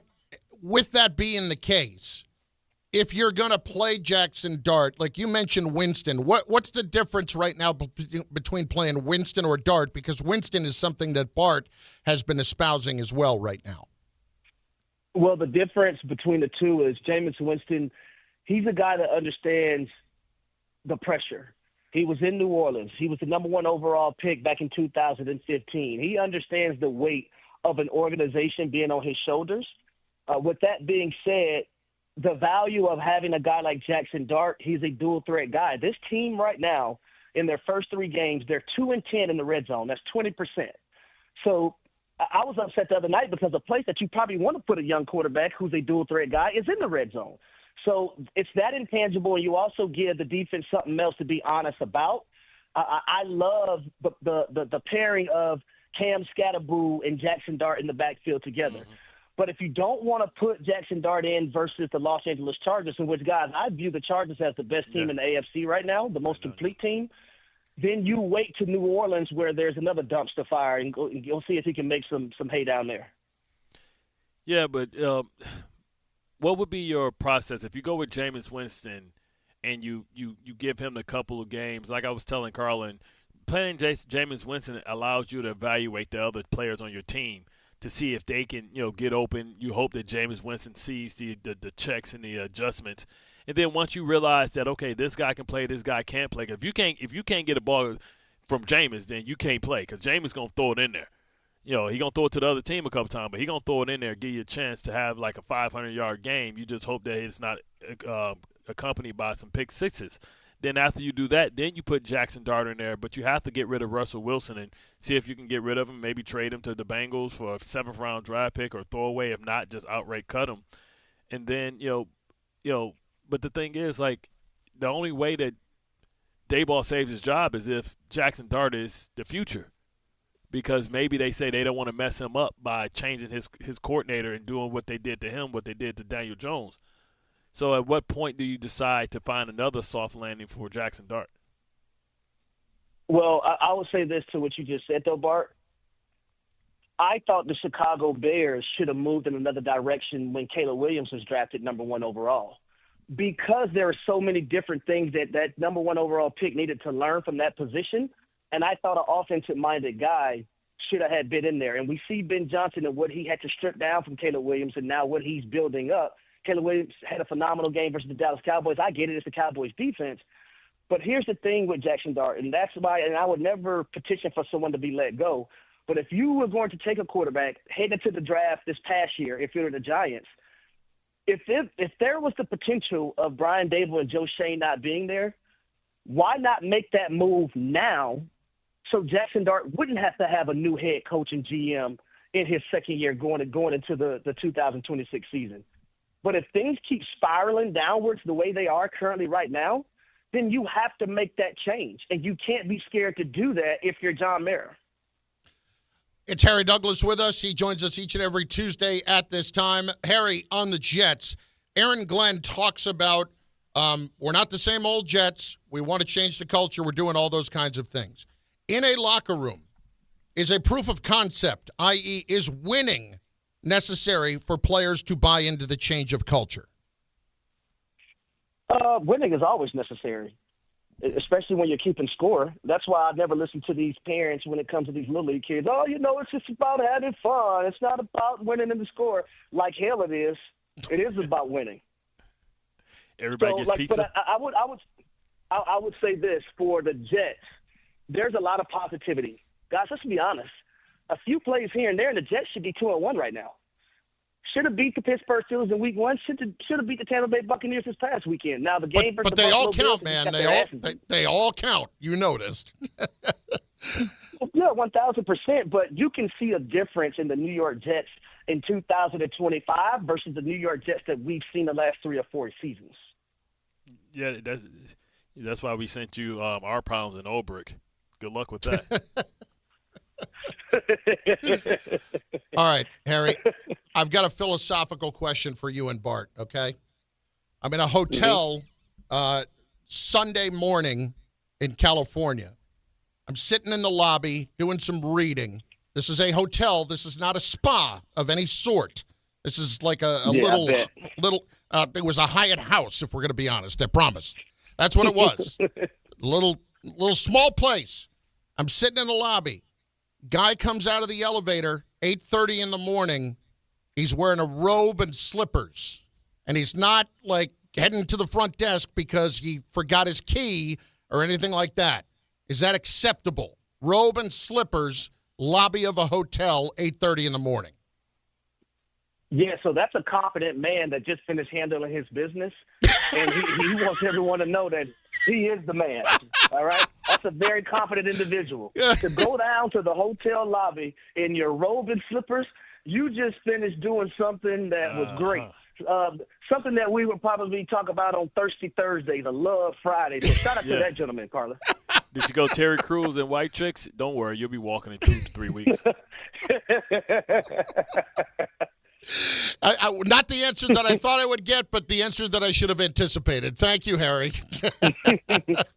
Thank y'all, fellas. We'll talk to you. It's Harry Douglas, of course, Freddie and Harry every day on ESPN Radio from 3 to 7 and ESPN NFL Analyst. I was completely thrown off by that. And let me tell you something. This did not look like a man that had just handled his business. This looked like a man who had quit. Like he had given up for good and was just like, all right, we're good. This is where I am now.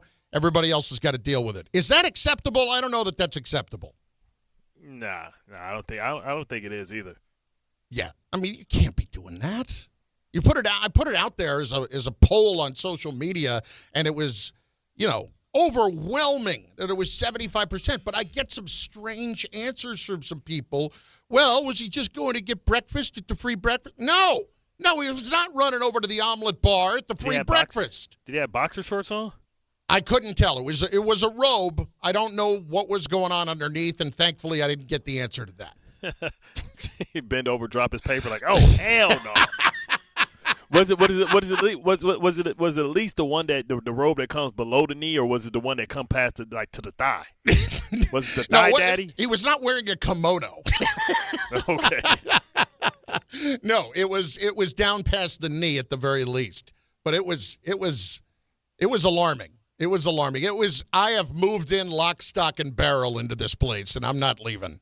Was it his proper size? Like, or was it like sometimes you get the robe and it's too big, it's too little? No, it wasn't even the hotel robe, because I don't think the hotel had any robes. I went back to the room and I looked in the closet, and this was like a Hyatt Place or whatever. It's one of those smaller hotels. No, it's nice, don't get me wrong, but it's not luxurious by any stretch. This is not talking to me about going to the spa and getting, the robe put on and taking your wife and getting couples massages and all that. That's not what this was. Yeah, he might have been displaced or something, you know what I'm saying? Like, he living there. He might have moved in, you know what I'm saying? Like, my house had some, you had the fires in there, the wildfires, stuff like that, or smoke or something like that in the house. He clearly, like, brought his real clothes. Yeah, he might have had some smoke in the house from the wife, but that was it. He was having a rough day. That's what was very clear to me. 800-919-3776. Let's get David in here. He's been patient. Next on 880 ESPN and the ESPN New York app. David, what's up, bud? What's going on, fellas? Yo, real quick. Carlin, what was that gentleman's skin tone? And I'm not going there. I'm just asking. No, he's a white guy. He's a white guy. Sounds about right. Yeah, I'm just saying, in the community, we wouldn't do that because, you're going to get roasted if you get caught going to the bodega like that or get caught anywhere like that. He didn't get roasted there weren't many people in the lobby, but there were I was not the only one who turned their head like, what? What are we doing here? What's going on? Have we just given up? I was not the only one. Oh man, he must have been a sight to see. Yeah, it was. So definitely. So this is what I'm gonna say, right, Bart and Carlin. I don't know why we can't get it right, man. Like, here's the thing. So the narrative is that, Glenn's being, really smug to the media, not being fair to them. And, he's speaking to them like he knows more than them, which he definitely does. And Bart, I'm pretty sure you know that as well. But here's my whole thing. Like, he's got to see it from our point of view. Like, bro, like I've been going to MetLife for like 4 or 5 years in a row. Well, way more than that, but the last couple of years in a row, and it's like I go and I watch nothing but losses, and I spend big money on this. Like, if my child's mother or people knew what I spend on tickets and to do things, they'll be like, yo, bro, that's a lot of money to go watch losses. You feel me? And I love my organization and teams. Whether I go watch losses or not, I'm going to still go. But the moral to the point is, like, don't start acting like you know what time it is and you know all this stuff, and you're still taking losses. And then on top of that, when they question you about the losses, you frustrated about it. Like, yeah, people saying same old Jets is because we feel that way. Like, imagine I spend my hard-earned money to go watch losses. Come on, bro. Like, money don't grow on trees. Understand where we coming from. Like I'm real passionate about this game. It bothered me the other day, David, that he came out and said that thing, that we're not the same old Jets anymore. You may believe that. You may be seeing the ancillary, the small changes that's made and the growth that you're making and think you're right there, but you just can't say that. Exactly. I don't have a problem if you believe that. That's great. Right. I don't expect you to go in with a loser's lament. But when you start talking about it, like, I don't want to hear you talking about that. Yeah, and especially the big thing is, especially with the fact that, this week you really can't say nothing because you're playing an 0-3 team just like you. That's had cautions about their culture and everything, and if you can't come up with wins against them or the next two teams, then you're basically saying that you're in the bottom third of the league as far as the rankings, as far as football teams. Like, you're right there with the Giants, Carolina, but Carolina has a win, you don't. You know what I mean? Like, the Cleveland Browns has a win, you don't, and the Cleveland Browns has a real win. I mean, it came from behind to beat one of the teams that we think is the best in the league. Correct. So, like, now you're starting to look. When you do the power rankings, you're starting to say, well, maybe the Jets are, 28 and below, right? And you earned that because I think even with being 0-3, I think people still will put the Texans ahead of them. So like, it's like you're sitting there looking at who? The Giants. By the way, I forgot to ask you the other day, and I know that we generally, when you're being aggressive, don't have as much of a problem with it. The Michael Clemens penalty the other day. Which one? I'll need you to be more specific. Man, I was breaking down some film today, like as I do the Jets show, right? Yeah. And it was one where Quincy got a tackle, and the ball came out, and this dude dove, and like the ball was 10 yards away from him. He dove like Superman. He just landed on the ground. Like, I'm like, bro, who does that? And I had to rewind and show the people in the booth, like, you see this dude? What is he doing? If he would have landed on the player, which he was close to a Tampa Bay player, they would have called like a frog splash, a Jimmy Snuka unnecessary roughness. Like, he dove like Jimmy Fly Snuka with his arms spread like Superman, and the ball was 10 yards away. He landed, and it's like, bro, what were you jumping for? Like, what told you in your mind that jumping was a good idea? Was his personal foul a face mask, or was it an unnecessary roughness? It was a face mask. Yeah, that was the one I was talking Baker. about. Yeah, Baker. Yeah. I mean, he put it out there. Like, they over pursuing still, right? They're not coming to balance. That's why a guy like Baker Mayfield can make them look silly. You know what he is, Bart? We've all had guys like this in our teams. The guy that makes the massive mistake and then just jogs off like nothing happened. Yeah. Yeah, he goes right past Aaron Glenn like, nothing. Like Hudson. Like, bro, you know what you did was bad, right? Like, maybe historic. What are you talking about? I just, I'm playing ball. Like, no. Yeah. Like, bro. Wait, I don't know what you're talking about. We called him can't get rights. Yeah, that felt like it can't get right. That felt like it can't get right. Because I mean, if people are complaining about that the week before about this guy and, like, what exactly, where is the payoff for what he is? I mean, it's got to be just depth at this point, right? That can't be anything else. There's got to be somebody on the street who's not going to make these kind of mistakes and give you as much as you're getting from him. Yeah, he drives you absolutely crazy, man. 800-919-3776. It's Bart and Carlin. ESPN New York is now live like never before. Streaming on YouTube, your favorite shows.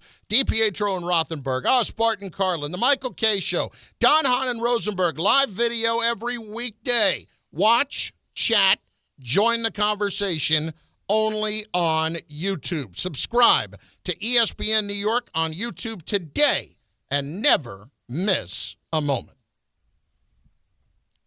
Actual price will depend on product and subscription plan. Featured products are compounded drug products, which the FDA does not approve or verify for safety, effectiveness, or quality. Prescription products require an online consultation with a healthcare provider who will determine if appropriate. See website for details, restrictions, and important safety information. Want a boost in and out of the bedroom? Hims has you covered. Introducing a new 2-in-1 approach to level up your game. Tadalafil for better bedroom performance and zinc for testosterone support. Put it all together and you've got what you need to turn things all the way up. Getting started is simple. Just go to hims.com/joy to start your free online visit. Through Hims, you can access ED treatments including pills, chews, and more. 100% online.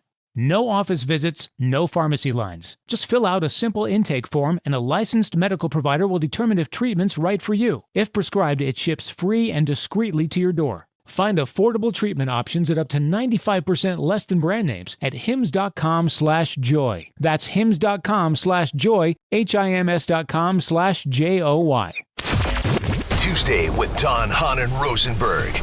Will the Giants seriously consider starting Jaxson Dart this week? I'd go right now. I said week 5 back in August. I said wait till New Orleans. Do it now. So even if he doesn't have a great game, you got New Orleans the following week. And can the Mets get back on track? Plus, Mike Greenberg joins the show in the 4 p.m. hour. Don Hahn and Rosenberg today at 3 on 880 ESPN, the ESPN New York app, and streaming live on YouTube. Friends, it's summer, and you should be out there enjoying it. But if you're living with neck pain, back pain, sciatica, or nerve pain, that can feel impossible. You don't have to keep living that way. There's help. Dr. Shaw at Sandwell Pain is New Jersey's top pain specialist. Dr. Shaw is an Ivy League trained, double board certified, and he is dedicated to helping you feel better. And here's what makes the difference.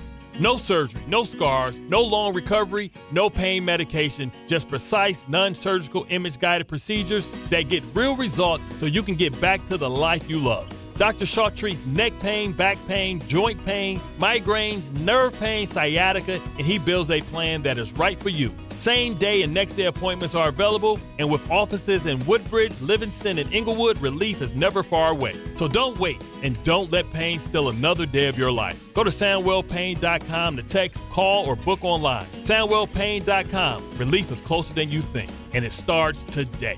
Most major insurances are accepted.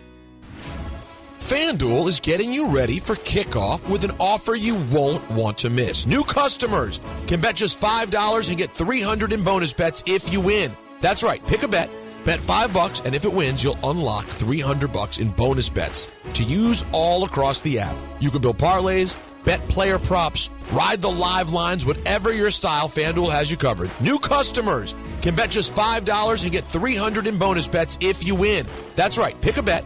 Bet $5, and if it wins, you'll unlock $300 in bonus bets to use all across the app. Visit FanDuel.com/Peter to download the FanDuel app today and get started. 21 and over in Fisley, Present, New York. First online real money wager only.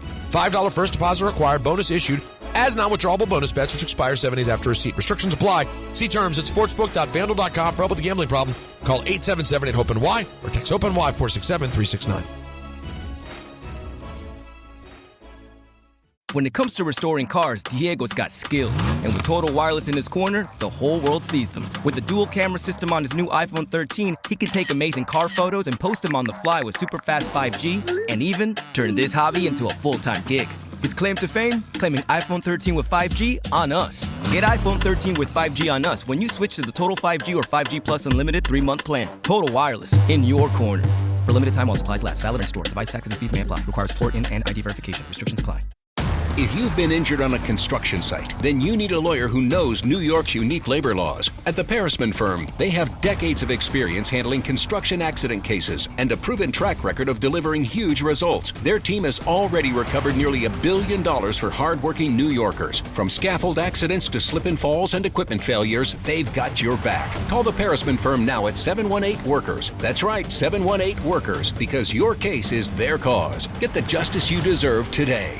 Actual price will depend on product and subscription plan. Featured products are compounded drug products, which the FDA does not approve or verify for safety, effectiveness, or quality. Prescription products require an online consultation with a healthcare provider who will determine if appropriate. See website for details, restrictions, and important safety information. Want to boost in and out of the bedroom? Hims has you covered. Introducing a new 2-in-1 approach to level up your game. Tadalafil for better bedroom performance and zinc for testosterone support. Put it all together and you've got what you need to turn things all the way up. Getting started is simple. Just go to hims.com/joy to start your free online visit. Through Hims, you can access ED treatments including pills, chews, and more. 100% online. No office visits, no pharmacy lines. Just fill out a simple intake form and a licensed medical provider will determine if treatment's right for you. If prescribed, it ships free and discreetly to your door. Find affordable treatment options at up to 95% less than brand names at hims.com/joy. That's hims.com/joy, HIMS.com/JOY.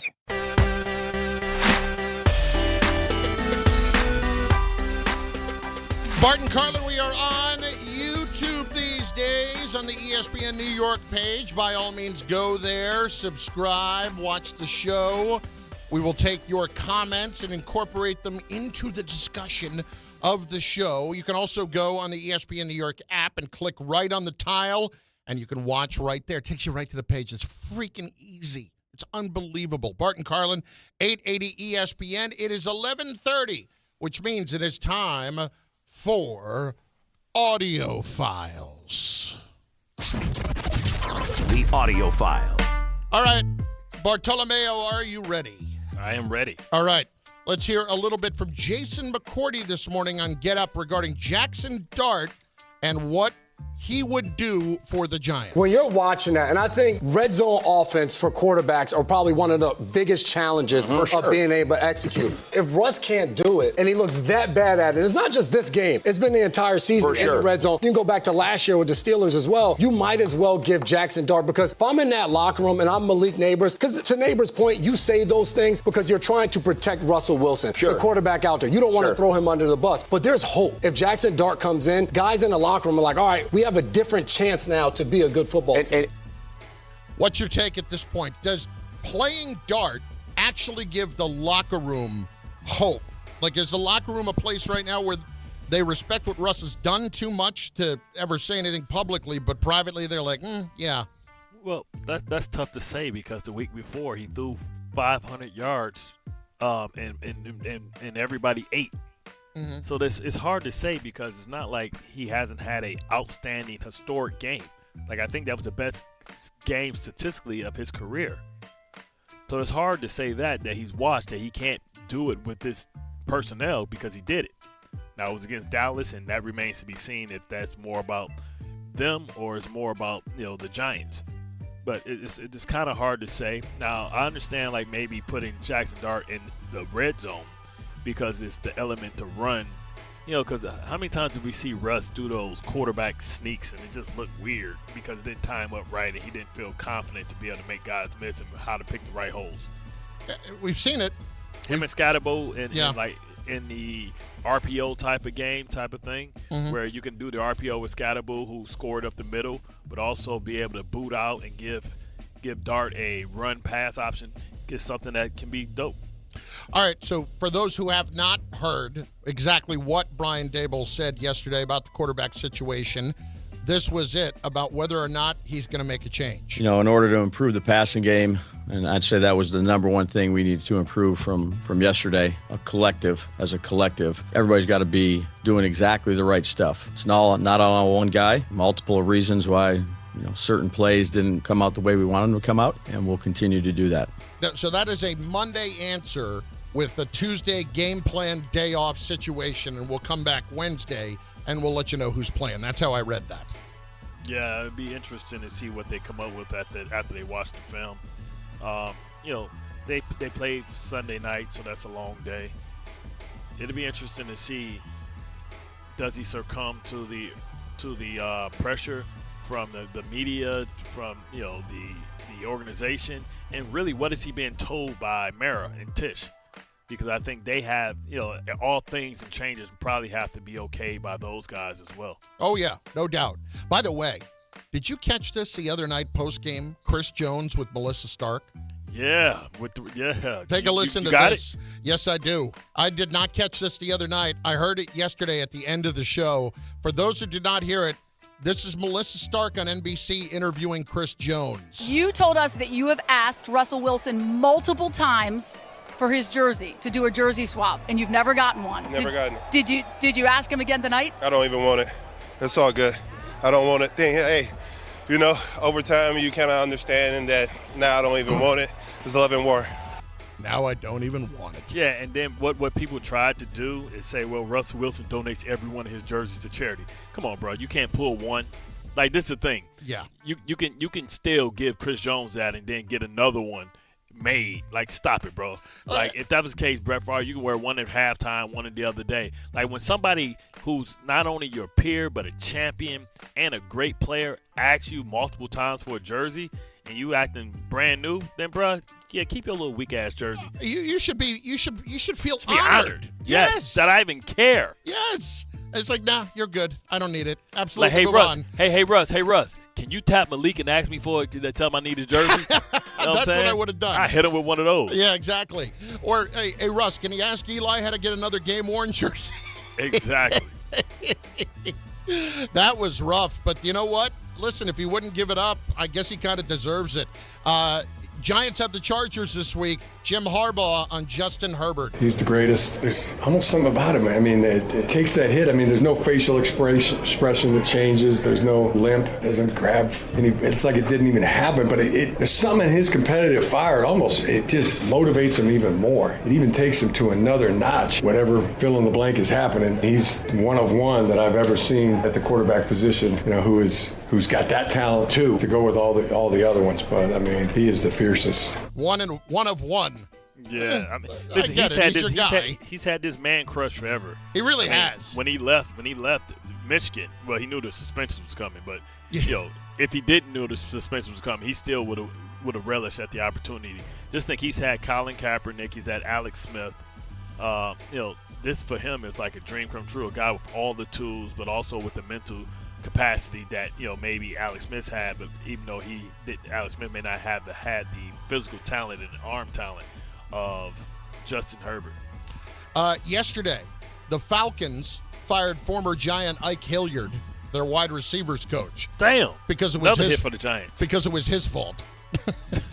They fired the receivers coach? They fired the receivers coach. This was Michael Penix after the game the other day when they lost 30-0 to the Carolina Panthers. Definitely, some of it was definitely me. Some of it, the defense, they had good looks, and they just gave a good look, and I wasn't prepared for it, which I have to be. But at the end of the day, I got to make those plays. I got to find my guys that's open. But I don't know, it was tough, man. We just got to execute better all in whole. So I wasn't prepared for it. Anything there? What the hell they got to do with Ike? Nothing. That was just an afterthought after the fact when they cut Ike loose. But like, if it's Michael having to do a better job, why'd you fire Ike? Yeah, fire the quarterback's coach. Who the hell was telling him? Why was he not prepared for those looks? Oh my God! It ain't Ike's job. What, the receivers weren't sight adjusting? I don't know what they weren't doing, but whatever it was, Ike was the first fall guy in Atlanta, and it has not gone well for Raheem Morris here in the first couple of years. It is not. Bart, speaking of not going well, we haven't even touched on what's up with the Mets. Oh. I know. Yeah, but they're 35-52. Yeah. Since June 12th. Yep. Yeah, they got the Cubs. Yeah.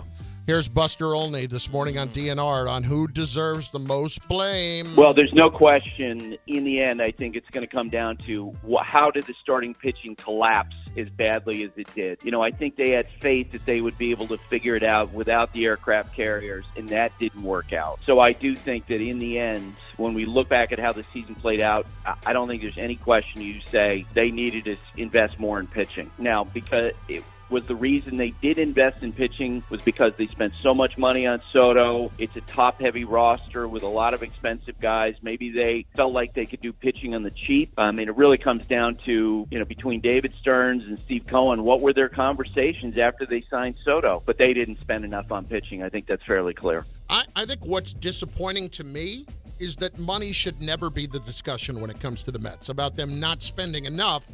They have spent enough. Now it's about did they spend it in the right places, and that's where I would argue that David Stearns is going to catch a lot of the heat here, and he should. Yeah, I mean, listen, it was working out. He was looking like executive of the year at the beginning of the year, right? It's this guy figured it out. Who knew that he can get all this out of that pitching is carrying the team, and then when it collapses, you got to take that too.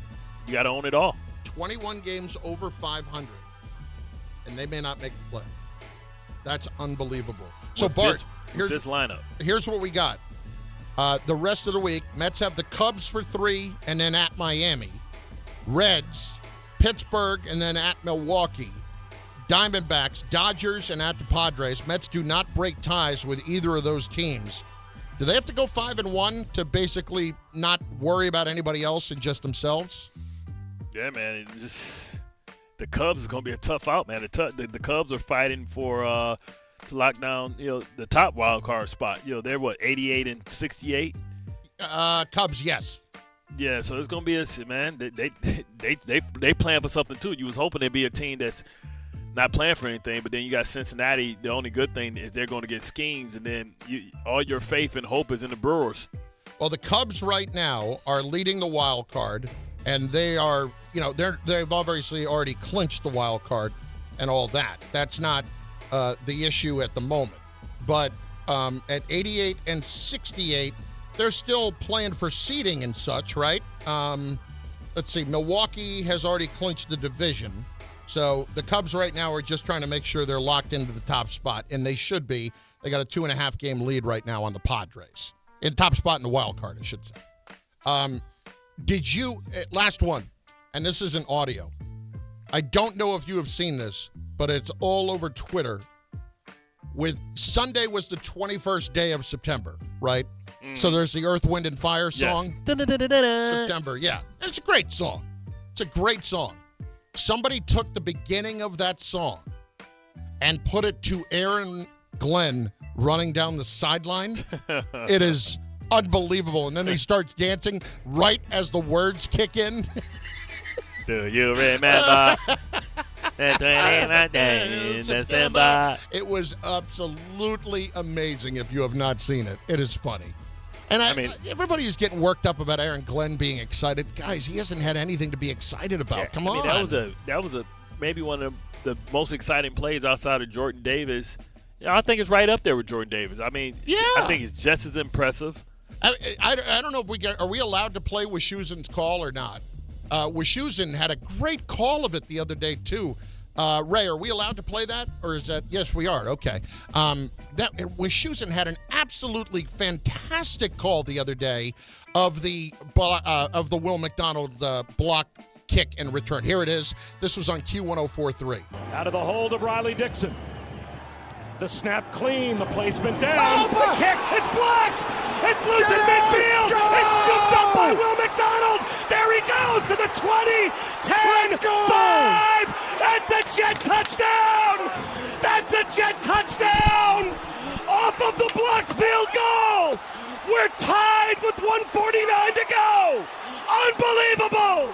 What a great call that was. And you could tell Bobby was a little under the weather, too, the other day with that. Yeah, like he was gargling while he was talking at the same time. Like, man, you swallow that, man. Swallow that phlegm. That was tremendous. That was a great call by Bob at the end of that game the other day. Yeah, Bob's the best.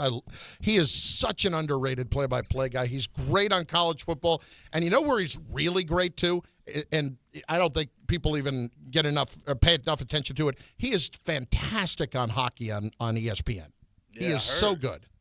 So good. Anyway. Man of many talents. Yes, that was a great call, though. And unfortunately, it goes down for naught as they end up losing the game. There's no Miracle in Piscataway. I mean, hey, let's not get nuts. Hey, by the way, you know what they did the other night? At the game on Friday night, they spelled out pandemonium with drones and played the call. How about that? Oh, that's dope. I need a picture of that. It's a drone show, and they spelled out pandemonium. The big fella's upstairs. That's dope. Bart and Carlin, 880 ESPN, and on the ESPN New York app. Tuesday with Don, Hahn, and Rosenberg. Will the Giants seriously consider starting Jaxson Dart this week? I'd go right now. I said week 5 back in August. I said wait till New Orleans. Do it now. So even if he plays, doesn't have a great game, got New Orleans the following week. And can the Mets get back on track? Plus, Mike Greenberg joins the show in the 4 p.m. hour. Don, Hahn, and Rosenberg today at 3 on 880 ESPN, the ESPN New York app, and streaming live on YouTube. 1-877 Cards for Kids. KARS Cards for Kids. 1-877 Cards for Kids. Donate your card today. 1-877 Cars for Kids. KARS Cars for Kids. 1-877 Cars for Kids. Donate your car today. Ready to get rid of that old car? Donate it to Cars for Kids. Call 1-877-CARS-FOR-KIDS to reach a friendly live agent. Donation's super easy, and your car can be picked up as soon as tomorrow. Call us now, 1-877-CARS-FOR-KIDS. That's Cars with a K to donate your car today. 1-877 Cars for Kids. Donate your car today. Did you know you can donate real estate too? Go to carsforkids.org. That's carsforkids.org. At Uline, the prevailing opinion is, if you don't live it, you don't believe it. The people at Uline believe in hard work, and they live it by being there 24/7 to answer your call, having 41,000 items in stock, and offering same-day shipping from 12 locations across North America. Business owners, sellers, buyers, shippers, and packers believe it. Uline is the hard-working, dependable source for your shipping and industrial supplies. Visit uline.com. Health surprises can change your life in an instant. You've seen it happen to others, but it doesn't have to be your story. At Princeton Longevity Center, we customize actionable and proactive health plans to maximize your lifespan and take control of your health. Our Cancer Check program combines cutting-edge technology with top medical expertise to keep you ahead of potential risks. With advanced full-body imaging, genetic testing, and multi-cancer detection blood tests, we look for even the earliest signs of problems. Results are analyzed by expert physicians who craft a personalized plan to safeguard your future. You're not just a patient, you're a partner in your health journey, backed by a team committed to helping you live longer, healthier, and more vibrantly. Our programs have saved hundreds of lives and empowered countless others to take control of their health. Be proactive with your health for the ultimate peace of mind. Call 888-8000-PLC or visit PrincetonLongevityCenter.com. Did you know you can get more with New York Lottery Plus? You pulling my leg? No, seriously. Just enter scratch off and draw game tickets and get more points. Pulling a fast one? No. And you can put your points towards chances to win gift cards, cash prizes, and more. Is this a stunt? No. You even get points for playing new games. You're pulling my chain, aren't you? No. Pulling my finger? What? No. Man, put that thing away. Sorry. Introducing New York Lottery Plus. Download the app, sign up, get more. Please play responsibly. Must be 18 plus. Gambling problem? Call 1-877-8-HOPE-NY or text HOPE-NY. Out here, days are getting a little cooler, and mornings are starting with a few more layers. It's the season for more time at the grill, more feed for your animals. Heaters burn late into the night, and the woods start calling your name. We appreciate hard-working hands, shared moments, and love for our land. That's why season after season, we're here for your life out here. Tractor Supply. This is Joe Budden. You and I make decisions every day, but on Prize Picks, being right can get you paid. So I'm here to make sure you don't miss any of the daily fantasy action this football season with Prize Picks, where it's good to be right. Download the Prize Picks app today and use code PLAYNOW to get $50 in site credits after you play your first $5. That's code PLAYNOW to get $50 in site credits after you play your first $5. Prize Picks. It's good to be right. Must be present in certain states. Visit prizepicks.com for restrictions and details. The ESPN New York Couchcast is coming. I just didn't feel like physically getting off the couch. Don't miss this live stream event with your favorite ESPN New York personalities, including Dave Rothenberg. Is football season here yet? Rick DiPietro, Chris Carlin, Michael Kay. Oh, football. And Don Hahn Rosenberg. They're playing football!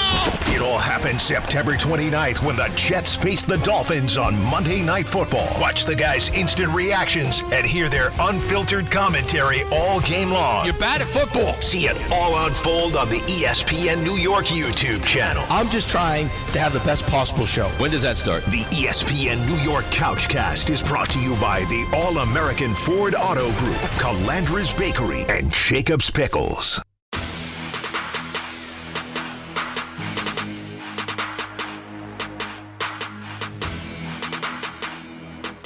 Bart and Carlin, 880 ESPN on the ESPN New York app. Game Time is brought to you by Tullamore Dew Irish Whiskey.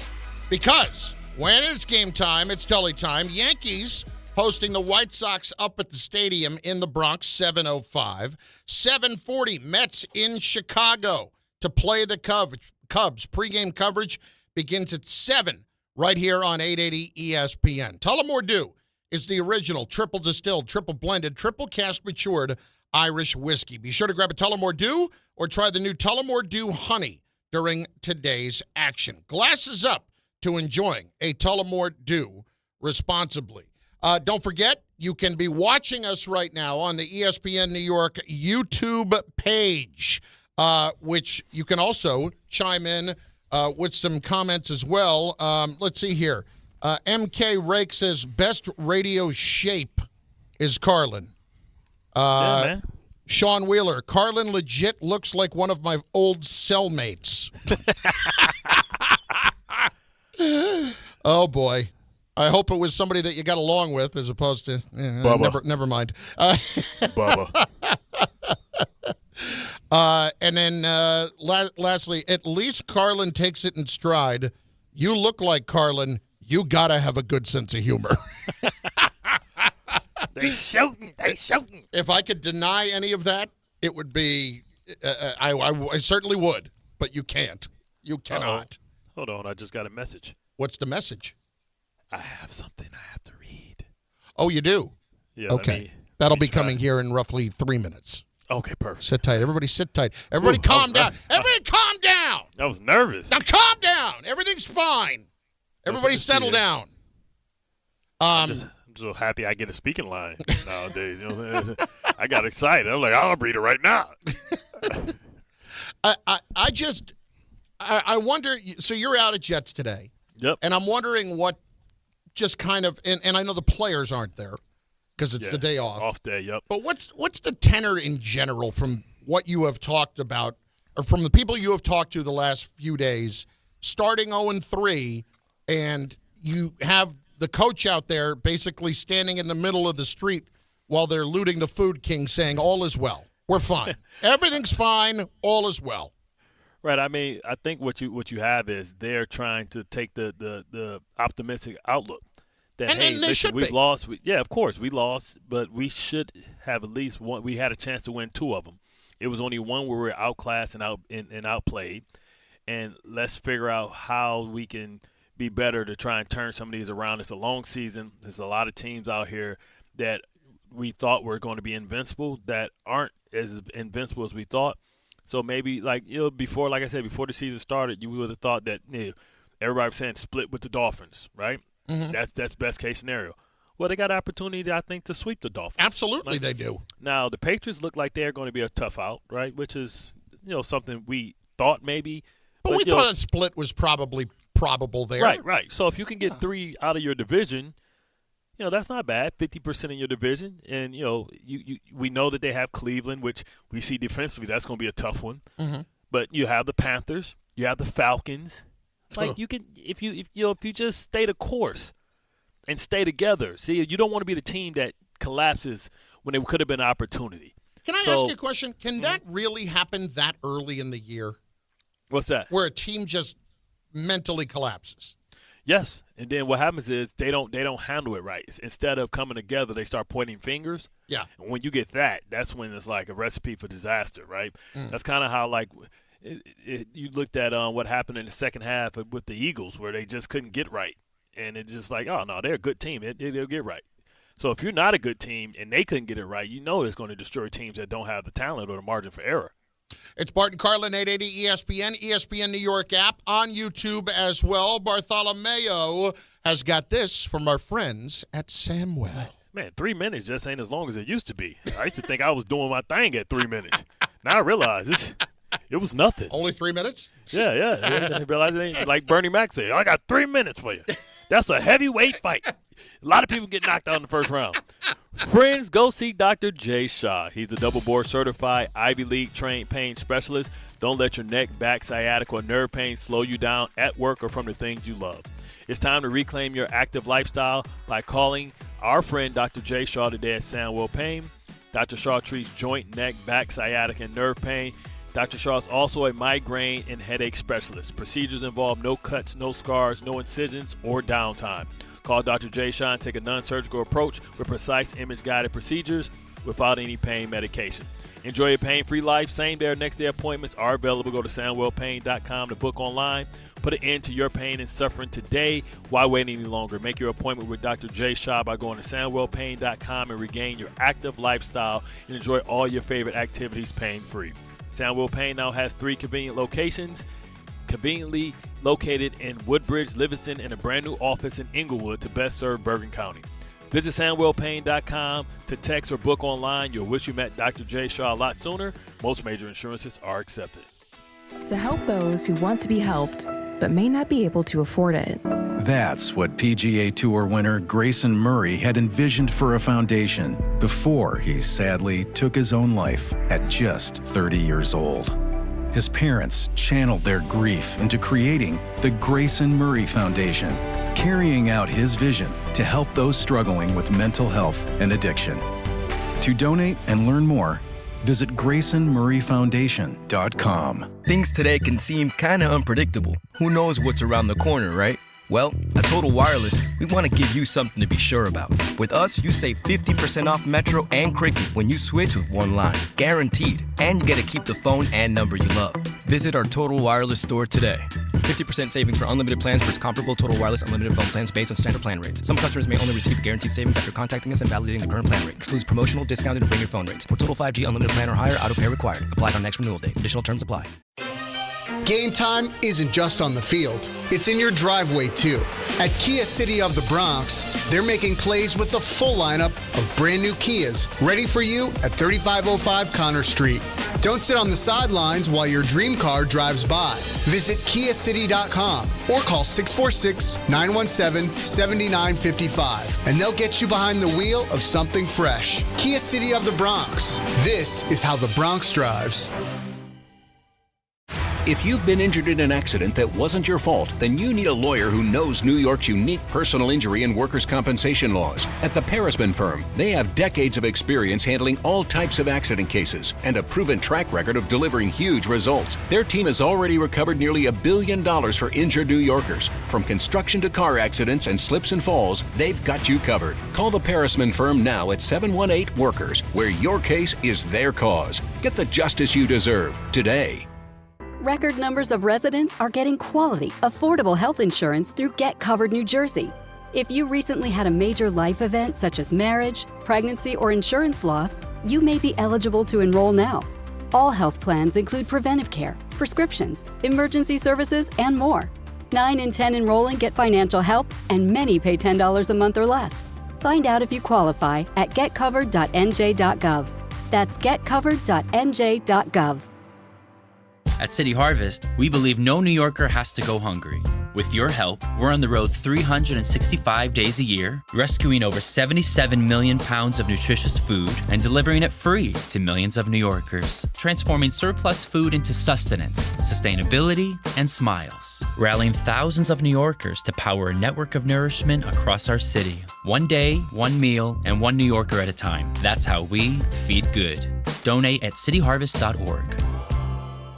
From kickoff to cash out, ESPN Bet has the tools you need to score more on game days. Bet smarter with stats at your fingertips. Get personalized parlays built just for you. And with your fantasy team synced right in the app, you can back your squad. Right now, new customers get $100 in bonus bets when you bet $10. Sign up with promo code USL to get started. Must be 21 plus. Gambling problem? Call 1-800-GAMBLER. Terms and conditions apply. See app for details. Offer not available in New York.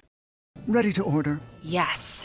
We're earning unlimited 3% cash back on dining and entertainment with a Capital One Saver card. So let's just get one of everything. Everything? Fire everything. The Capital One Saver card is at table 27 and they're earning unlimited 3% cash back. Yes, Chef! This is so nice. Had a feeling you'd want 3% cash back on dessert. Ooh, tiramisu. Earn unlimited 3% cash back on dining and entertainment with the Capital One Saver card. Capital One, what's in your wallet? Terms apply. See CapitalOne.com for details. 880 ESPN, WHSQ, and WCBS FM HD2, New York. A Good Karma Brands radio station.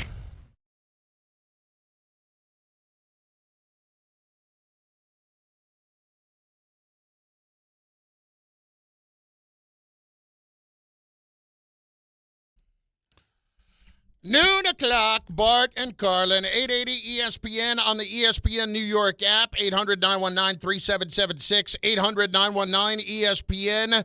Should Jaxson Dart be playing right now? That's been the largest topic that we have delved into today. We've gotten into the Jets some. I'd like to talk some more about the Jets, but I also want to get into some of the baseball because this, from a Mets standpoint, has a chance to be a historically nightmarish week. All of that to say this. It's noon. So what does that mean? It's the power hour, hour, hour, hour, hour, hour, hour, hour, hour, hour, hour, hour. What was going to say 9-4 again? 9 was for Jaxson Dart. 9 was for the number of points the Giants scored the other night. Okay, that is true. That is true. That is true. That is true. It's Bart and Carlin on 880 ESPN. I do want to start this hour by talking a little bit of baseball. We'll get back more into the football here. This could be one of the this is one of the all-time great collapses. If Mets they don't make or period. Period. If they don't make the playoffs, it absolutely is. And if you think about it, when it's happened before, there haven't been this many playoff spots. Now, they've expanded it a little bit more, and the Mets would do this at a time when they would have been 21 games over 500 on June 12th, and then to not make the playoffs. That has happened, I believe, 6 times before, but not in the context of what we have now as far as the amount of playoff teams that we have. So, listen, the Mets have done their share of collapsing before. So 96.2% chance they had in June 12th when they were 45-24. Correct. 96.2% chance. Mm-hmm. And now, since that point, they're 35-52. Yeah, it's not good. It's not good. And see, the problem is, like, I was trying to figure out when the sense of urgency was going to hit. It seems like until they lost and the Reds took their spot, it didn't feel like it was a sense of urgency at all. Well, that's because it was doesn't like, feel we'll like figure it out. We'll get it out. Like, even as far as a week ago, before, a week or week and a half ago, everybody was saying, oh, nothing to see here. They're still the favorites to make it to the postseason.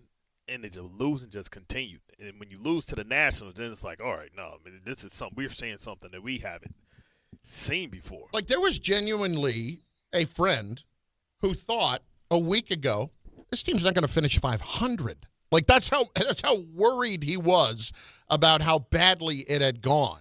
They can't stop the pre-fall. When you lose 2 out of 3 to the Nationals this weekend, and it's going this badly, and you are hoping and praying that you can save your season based on 3 young pitchers who are barely in the major leagues, I mean, you are just asking for it. You're wishing on a star. And so, like to your point, that falls squarely on Stearns. Because if you're wishing on a star, hoping to get lucky, catch lightning in a bottle, it is the general manager's responsibility to make sure that he has the personnel that you need to be successful. And like we talked about it, we joked about it, we talked about Alcantara and how that was just a smart, calculated risk because of what his control was.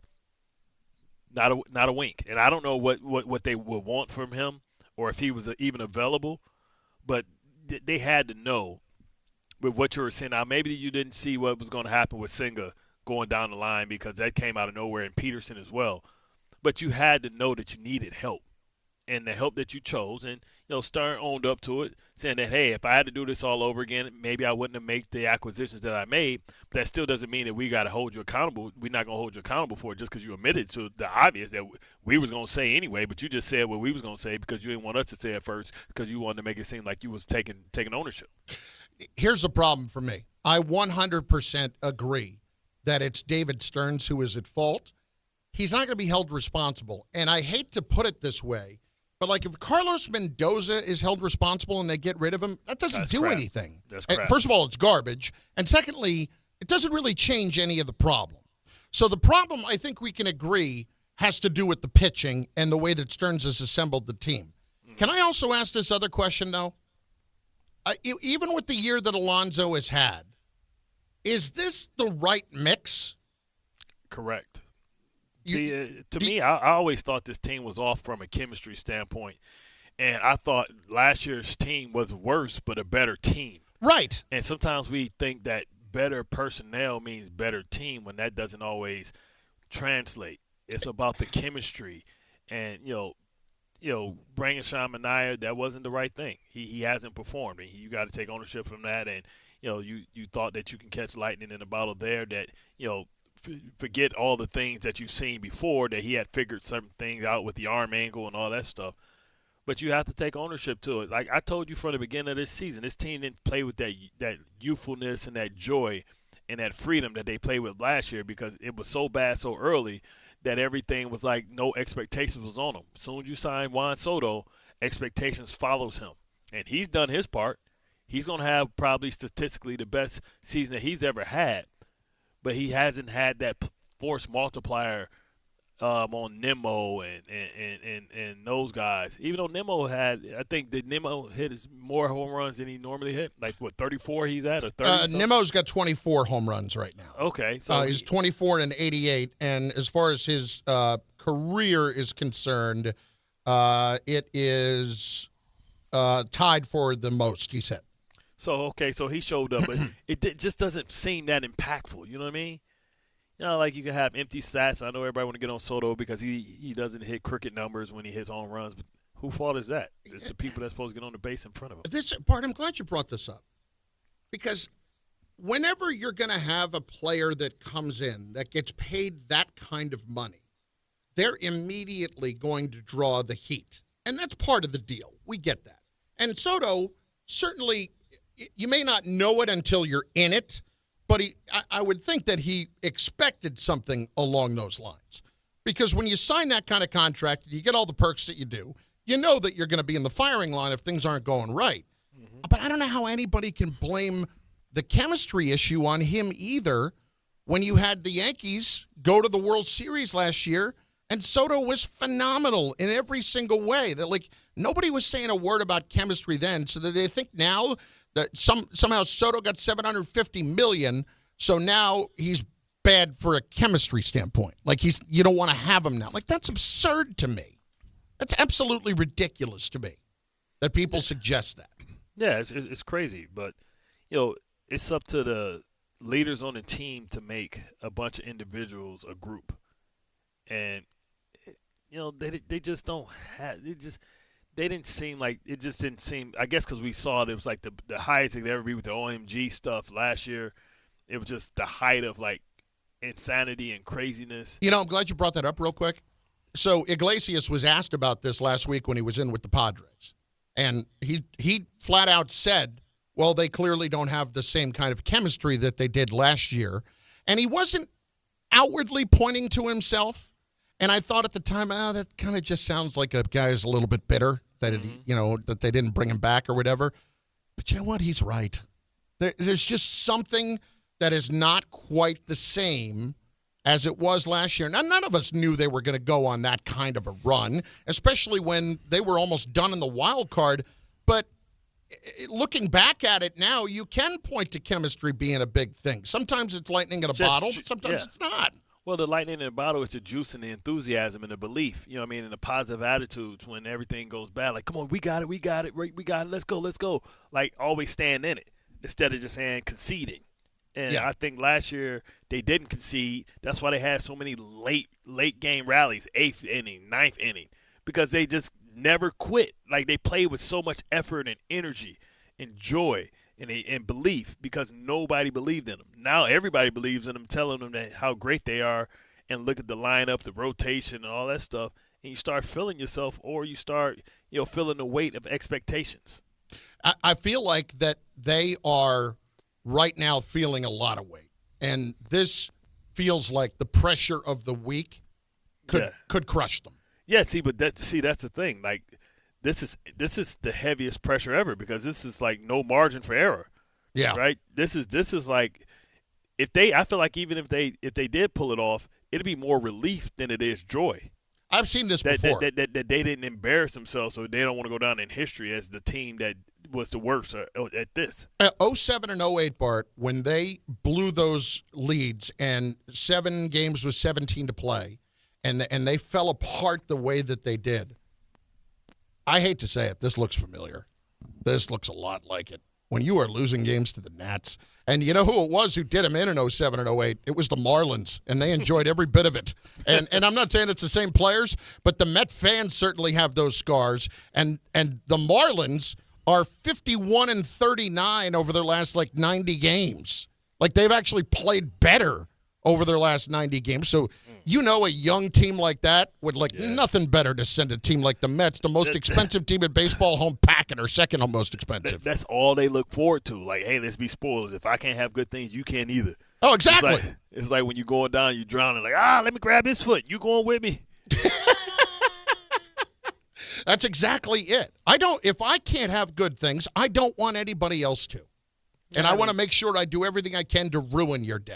I know I subscribe to that. Bart and Carlin, 880 ESPN. So if the Mets are going down this week, what are you ultimately blaming, or who are you ultimately blaming? Rashad is in the Bronx, up on 880 ESPN and the ESPN New York app. Rashad, what's going on?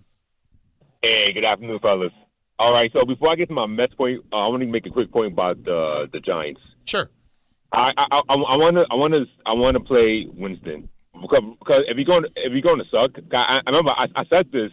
I called a few months back, I believe in the winter, and I said if you're going to be trash, at least let's be trash and exciting. Russell Wilson is like the worst of both worlds. We're trash, and he's born to. It's like watching paint dry. I can't get him off the field now. Yesterday. I want him to throw another pass. No, listen, it's painful to watch. It's bad and boring is the worst thing that you can possibly be. And there are times that you watch the offense and you think they are not going to be able to move the ball at all today, and they could have a 10-play, 38-yard drive. That's what it feels like. That's what it feels like at any moment. Yeah, it's terrible. Now the Mets. This just shows Stearns, because Stearns has been horrendous. He's been terrible. All the moves, the net positive the Mets made in terms of offseason moves has been Steve Cohen. None of them been David Stearns. All the moves have been horrendous. This just shows you that you have a good hitting lineup, but that's not sustainable in this league because pitching is way too. There's a lot of good pitchers, and there's gonna be nights when you're not gonna be getting 10 hits, 5 hits. It's going to be nice. You're going to have maybe 1 or 2 hits. And you're going to have to match with the pitching staff. And Stearns with that pitching staff is a cheap Walmart pitching staff. It's not going to work. This is where you're going to lose me here, okay? This is the problem. You say the cheap Walmart pitching staff. it's not about the money that was spent. It was about how you spent it, right? To me, you're going to look at this, and if you're going to say cheap is the wrong word. It's the way they allocated a lot of the money. And yes, they brought in Soto, but Steve Cohen's made it pretty clear money's not going to be an issue, Bart.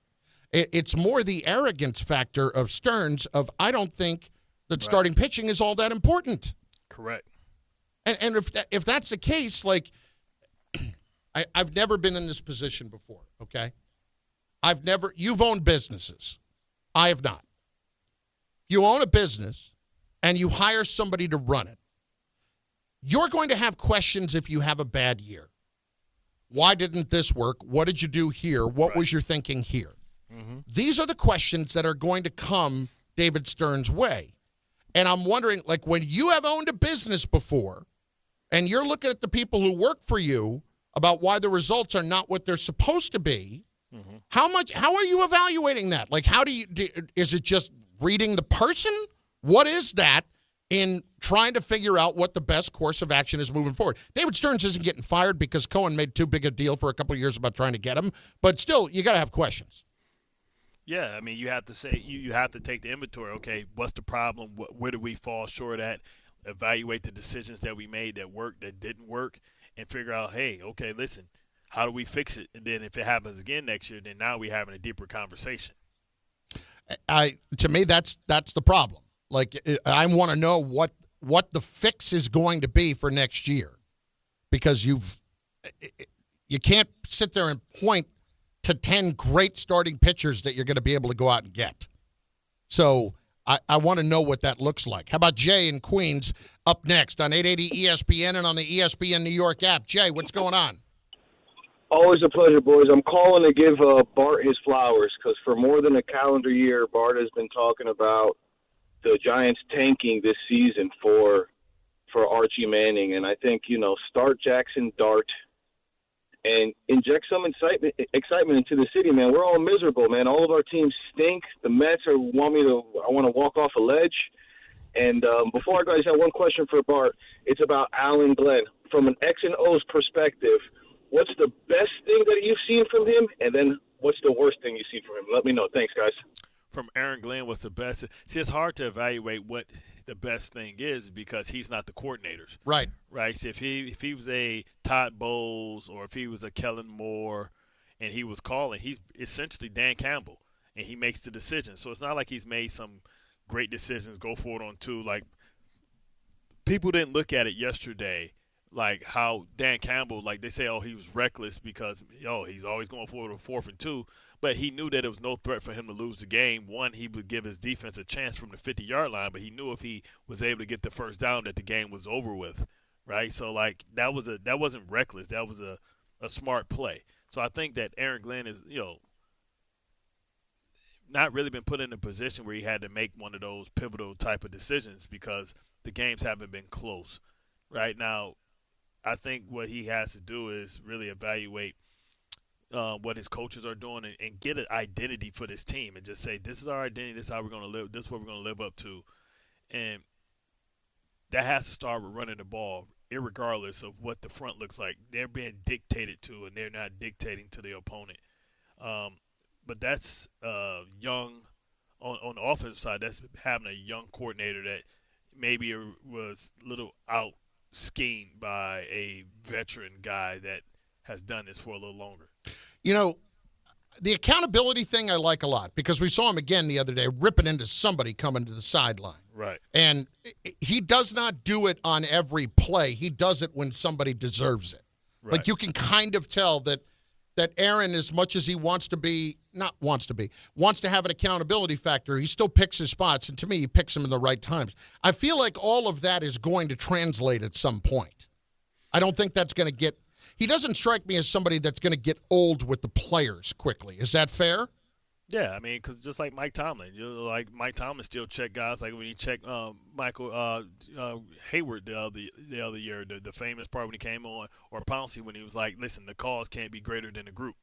A couple of questions or comments over on the YouTube chat.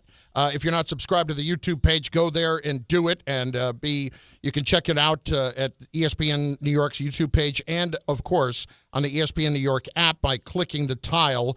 Eitan, these camera angles on Carlin aren't so good. He looks swollen. I don't think it's the camera. I don't think it's the angle. So let's pull it out, and they want the camera above your head shooting down. It is already doing that. That's why I said I don't think it's the angle. Yeah, that's right. I forgot. We're in the studio. It does shoot down. Exactly. It's shooting down. I mean, it's not looking up at my four chins. You can only see two from here. You're saying if you like that, what do you want to see? A camera shooting from the ground up? Trust me, you do not want that. You do not want that. And by the way, you were a Dark Knight guy, right? The Batman, the three Christian Bale Batmans? Yes. So Tom Hardy, the guy who played Bane? Yeah. Do you know he's only 5'9"? Wow. Because I'm watching a show the other day. I started watching this show, Mobland. I think you would like it.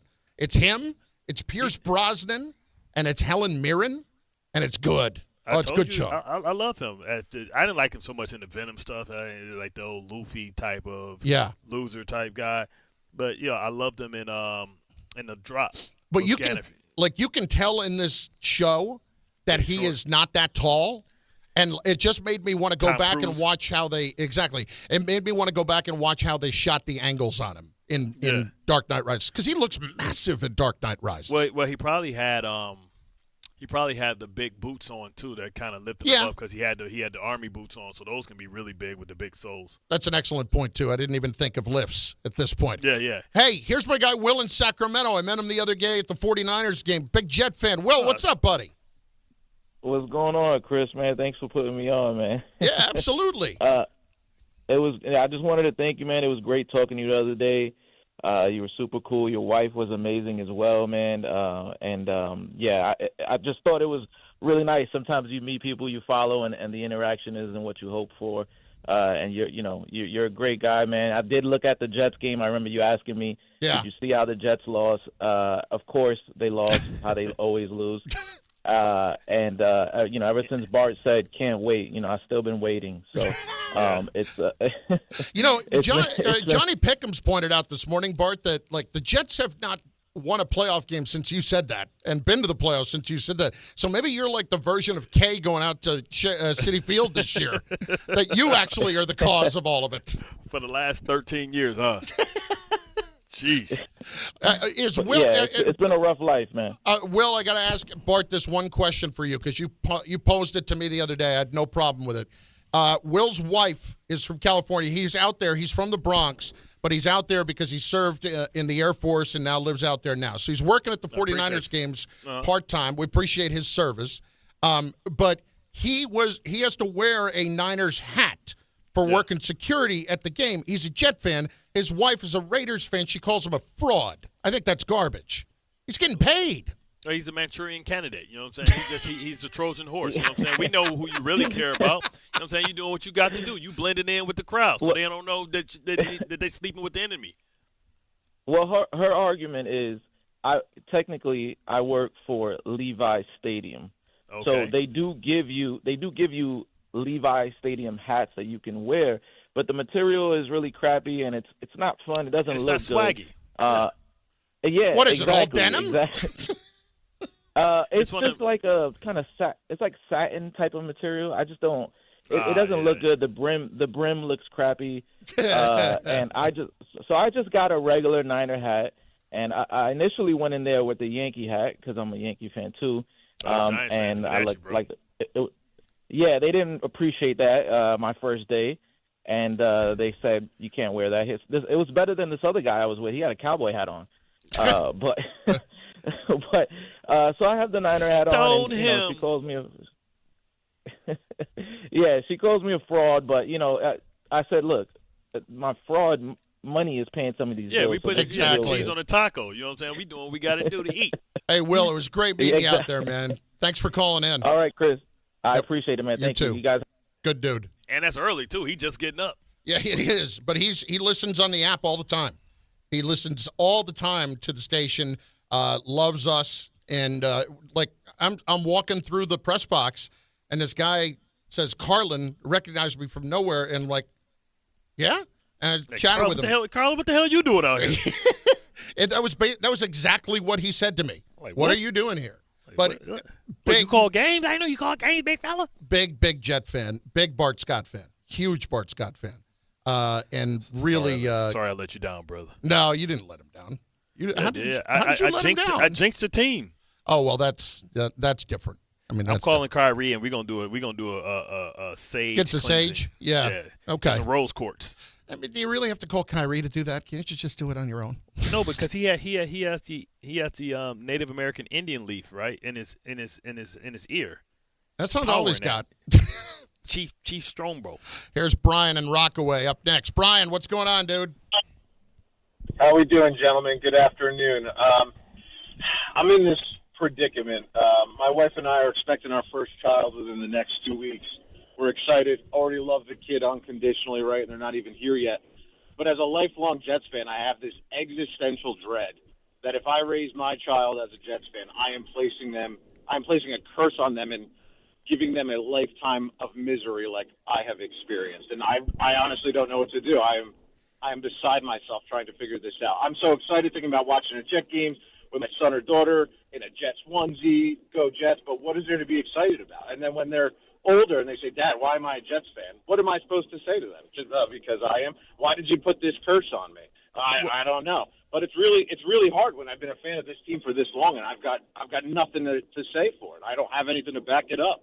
But it's about time. It's about time for that window to open back up, right? It's like every 10 to 15 years, the Jets are good for like 4 years, and then it's not, right? So like by the time the kid gets 5 and really understands, or 4, it'd be right on time. You understand what I'm saying? So, like, when you get that way, you know what I mean? It's been, 13 years? It'll be 17 years, and it'll be time for them to be good.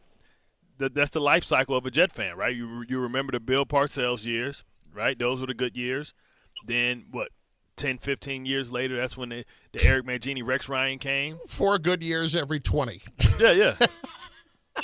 It's a tough existence, but it sounds like if what you're saying to me is that the birth of my child might be the second coming of Jets greatness. So that's one way I haven't been looking at it. So exactly. I'll have to reconsider. That's exactly what I'm saying. Because when you look at it, right, like the Lions, like were worse than the Jets. They end up winning. The only team that never really had that winning circle or that cycle is the Cleveland Browns. We watched Arizona have it. Yeah. New Orleans had it. Right. All the bad organizations that have been tortured has found their guy, right? Yep. So I think we're probably the next one up. The Bills for a long time, remember? Yep. The E.J. Manuel years, the Ryan Fitzpatrick, the Tyree Nathan Peterman. Yeah, the Nathan Petermans, the Tyrod Taylor era. You know what I mean? Like, so you're good, man.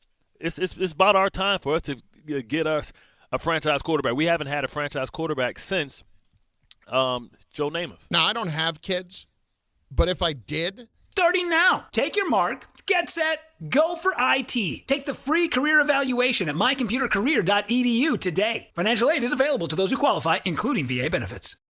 This college football moment is brought to you by ServPro. College football teams have moments they recovered from and made it like it never even happened. Like on October 2nd, 1993, when the University of California faced a 30-0 halftime deficit to Oregon. Cal went on a remarkable 42-11 run in the second half to capture a 42-41 victory, one of the largest comebacks in college football history.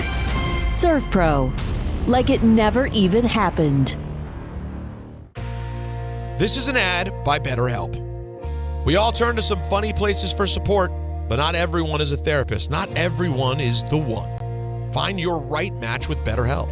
BetterHelp does the initial matching work for you so you can focus on your therapy goals. A short questionnaire helps identify your needs and preferences, and their 10-plus years of experience and industry-leading match fulfillment rate means they typically get it right the first time.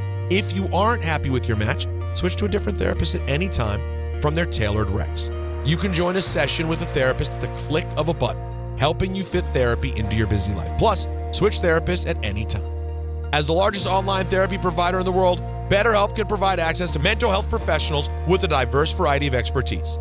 Find the one with BetterHelp. Our listeners get 10% off their first month at betterhelp.com/timeout. That's betterhelp.com/timeout.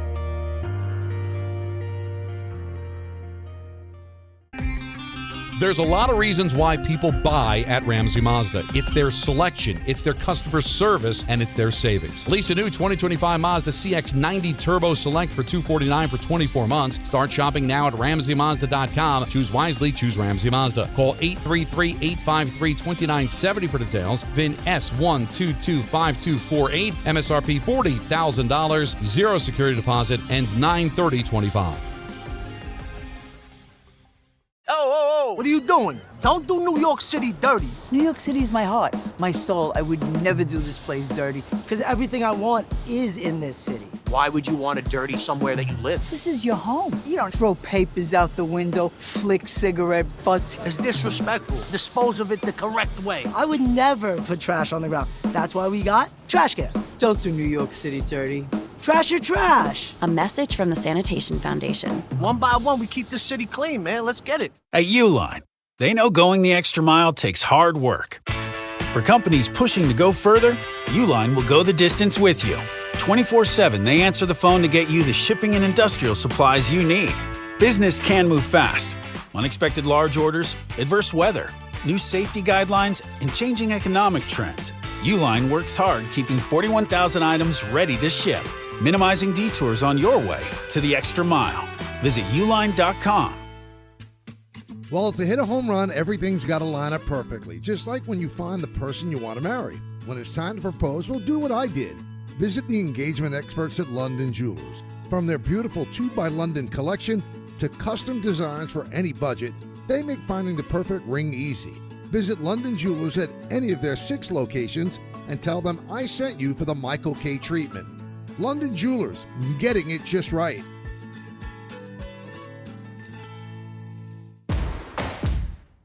The John Deere Gator XUV lets you cut, pack, drive, scout, weld, stack, feed, pull, load, tow, spray, and haul, all in a single day.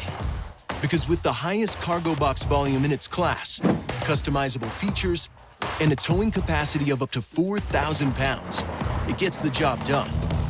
You just have to get in the seat. Learn more at your John Deere dealer or visit johndeere.com/GatorXUV. Oh, could this vintage store be any cuter? Right? And the best part? They accept Discover. Accept Discover? In a little place like this? I don't think so, Jennifer. Oh, yeah, huh? Discover's accepted where I like to shop. Come on, baby, get with the times. Right, so we shouldn't get the parachute pants? These are making a comeback. I think. Discover is accepted at 99% of places that take credit cards nationwide. Based on the February 2025 Nielsen report.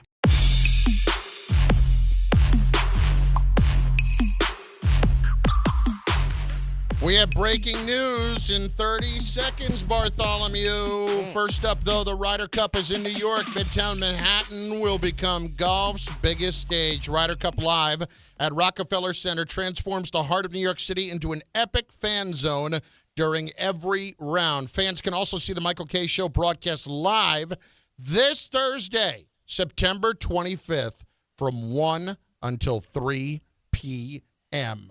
Do not miss it.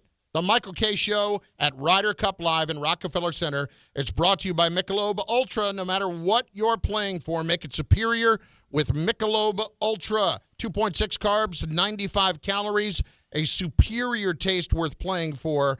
Official beer sponsor of the Ryder Cup. Can't wait, can't wait, can't wait. Adam Schefter says the Giants will start Jaxson Dart Sunday at quarterback against the Chargers. Oh, you gonna get what you want? Here we go. Buckle up. Well, tomorrow, you know, the first person that's going to get a question is Russell Wilson. Let's see how he handles that. Do you think that they will end up cutting Russ early? How do you think this is going to go down, and just logistically speaking? Listen, the first thing that happens when something like this is announced, listen, this is because, like, of the outcry. So this is, if you really believe that the right thing was to let this young man sit, then this was the opportunity. This is kind of like the in case of emergency break glass. You hope that this kid shows something, right? And this, what happens is Russell Wilson's calling his agent on his day off, and they're discussing what their options are. Do we want to sit around for this? Is it early enough to outright release me to give me a chance to try out, be on one of these other teams' practice squad, and be able to get an opportunity to maybe play this year for a team that needs a backup quarterback. So this is really what's happening, and it'll be interesting to see even if Russell was at practice tomorrow and if Jameis Winston is named the backup quarterback later in the season. So let's talk about this for a second. Just the Russ part of it. Are there any teams that should be knocking on the door for him right now? Cincinnati would certainly be one. Is there anybody else that you would look at and say they got a chance to contend? Maybe if they brought Russ in, it could help them out a little bit. I would just say Cincinnati because Mac Jones, they're fine there, right? When you look at they're fine in San Francisco. Yeah, they don't. Yeah, they're fine with Mac Jones. I think they're fine in Minnesota. Yep. With what they got there. We're fine here with Tyrod. There's nobody else really. Right. It's really nobody else like that. Yeah, unless that has aspirations that think that they're a quarterback away or just decent quarterback play away from being able to compete. Listen, I have no problem with this. I have no problem with this whatsoever. I mean, this is what you guys asked for. Yes. We thought week 5 is week 4. And look, we could be sitting here next week, and Jaxson Dart has gotten his ass kicked, and we understand that it's going to be frustrating to watch it, but you need a reason to watch right now. Right. And if you decide that you're not going to go the Jameis route and you're not going to try to make it exciting that way, then you at the very least have to do this to give yourself an opportunity. Now, I know that a lot of us felt like maybe the best place to go ahead and start him would have been in New Orleans on the road next week. But I think that a week after this week, you know what I mean. Mm-hmm. This week, you get an opportunity. He gets the full week to get ready, and then he gets another full week to get ready before he's got his first short week. So I don't hate having a little bit more time to work with to actually give him a chance when he's going to be up against it very early in the going here. And I don't feel like there was any perfect spot. Maybe New Orleans would have been as close to a perfect spot as you had, but I don't think there was any real perfect spot to start him. I mean, I guess they're saying, hey, man, we know that Russ isn't it, even after the 1 year. And I'm sure Russ is saying, look, guys, like, listen, I had a great game. We had a bad game against a good defense that took a lot of things away, took our best player away. What do you expect from me? Like, y'all giving up on me this much, then y'all mean y'all didn't really believe in me to begin with. So because of those things, let me get up out of here. And I'm sure that's kind of probably what's been said and what's been done. But I just hope that this decision wasn't made because they listened to Get Up, First Take, and listened to the outcry of the Harry Douglases of the world. You know what I mean? And do you think that's what this is? That they're just reacting? I think maybe Mara is reacting. I think it's 0-3. I think it's 0-3. And what the hell do we have to lose at this point? When we looked at the schedule, we thought 0-3 was a realistic possibility. But now you're here. It's not like we're surprised. Right. And at the beginning of the year, they didn't – no, we're not surprised by it. But at the beginning of the year, they weren't ready to just hand it over to them right away. They at least wanted to see if they had anything with this group. And the fact that the defense has not played particularly well, I think really speaks to the fact that they're going nowhere this year. At 0-3 – since 2020, when the playoffs expanded, 2.4% of teams that went 0-3 made the playoffs. They're not making the playoffs. Like, that's not happening. Really being 0-3 now is like being 0-2. That's why I would have waited to the fourth game because it's an extra week and it's an extra spot. All right, got a couple of the thoughts here coming in on the chat. 800-919-3776. 800-919-ESPN. Your reaction to the news that Jaxson Dart will be starting this week for the Giants. That, according to Adam Schefter and others, tweeted out just a little while ago. In the chat, he's a rookie. Now's the time to struggle. This is from MK. He may look bad against the Chargers, but then have a strong game against the Saints. Brian says, Daboll says Dart wasn't ready. This is also the man that believed in Russ. Can we trust what Daboll says? That's not exactly what he was saying.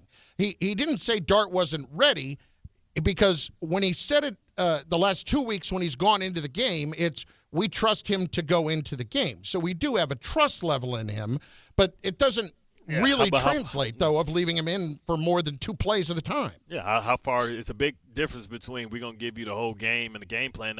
Now really what's happening is you're sitting there and Kafka has to figure out, okay, listen, let's dial it back and let's go to the preseason type of game. So I expect this offense to look totally different because it's going to be a lot of RPO stuff, a lot of shotgun pistol formation type of things that he's comfortable with. You gotta allow the kid to play fast and just pay off instincts and what he knows. So I mean, I'm talking to his college coach and saying, Lane Kiffin, what's some of the concepts that you guys did, and seeing if we have something in our repertoire that we can help translate it for him so that he can play fast. Like I said, we saw Ryan Tannehill play good his rookie years because Shermer came over and became his offense coordinator after he had been his head coach the year before. We saw Cam Newton succeed with having something similar. They had a lot of his Auburn type of principles in his game plan. I think if you're going to do right by this kid, you have to give him those type of concepts that allows him to play fast and know where he's going to make the decisions because he's already went through it where he was at the other locations. All right, it just came over. Jaxson Dart is starting for the Giants. Your reaction, 800-919-3776. All you, the rest of the way. Our friend Bart has this from Samwell. Now, I don't do coaching well because as soon as he said that, I had just put some strawberries in my mouth. I'm sorry. I wasn't looking up at the feed to see what you were doing. It's all good. Friends, go see Dr. Jay Shaw. He's a double board certified Ivy League trained pain specialist. Don't let your neck, back, sciatica, nerve pain slow you down at work or from the things that you love. It's time for you to reclaim your active lifestyle by calling Dr. Jay Shaw today at Sandwell Pain. Dr. Shaw treats joint, neck, back, sciatica, and nerve pain. Dr. Shaw is also a migraine and headache specialist. Procedures involve no cuts, no scars, no incisions, or downtime. Call Dr. Jay Shaw and take a non-surgical approach with precise image-guided procedures without any pain medication. Enjoy your pain-free life. Same-day or next-day appointments are available. Go to SoundwellPain.com to book online. Put an end to your pain and suffering today. Why wait any longer? Make your appointment with Dr. Jay Shaw today by going to SoundwellPain.com now. Regain your active lifestyle and enjoy all your favorite activities pain-free. Soundwell Pain now has 3 convenient locations in Woodbridge, Livingston, and a brand new office in Inglewood to best serve Bergen County. Visit SoundwellPain.com to put it in, or visit SoundwellPain.com to text or book online. You wish you met Dr. Jay Shaw a lot sooner. Most major insurances are accepted. When it comes to restoring cars, Diego's got skills. And with Total Wireless in his corner, the whole world sees them. With the dual camera system on his new iPhone 13, he can take amazing car photos and post them on the fly with super fast 5G, and even turn this hobby into a full-time gig. His claim to fame? Claiming iPhone 13 with 5G on us. Get iPhone 13 with 5G on us when you switch to the Total 5G or 5G Plus Unlimited 3-month plan. Total Wireless, in your corner. For limited time while supplies last. Valid in store. Device taxes and fees may apply. Requires port in and ID verification. Restrictions apply. You matter, and so does your well-being. If you're facing tough moments, struggling with anxiety, depression, thoughts of suicide, or substance use, help is here anytime you need it. Call, text, or chat 988 for free confidential support. New Jersey's 988 Suicide and Crisis Lifeline is here 24/7 for you or someone you love, with trained counselors who listen and care without judgment. You matter. Remember New Jersey's 988. A message from the New Jersey Department of Human Services. Hey, let me ask you something. Would you seat your 3-year-old child on a windowsill? Would you seat them beside a lit fireplace or by the deep end of a pool?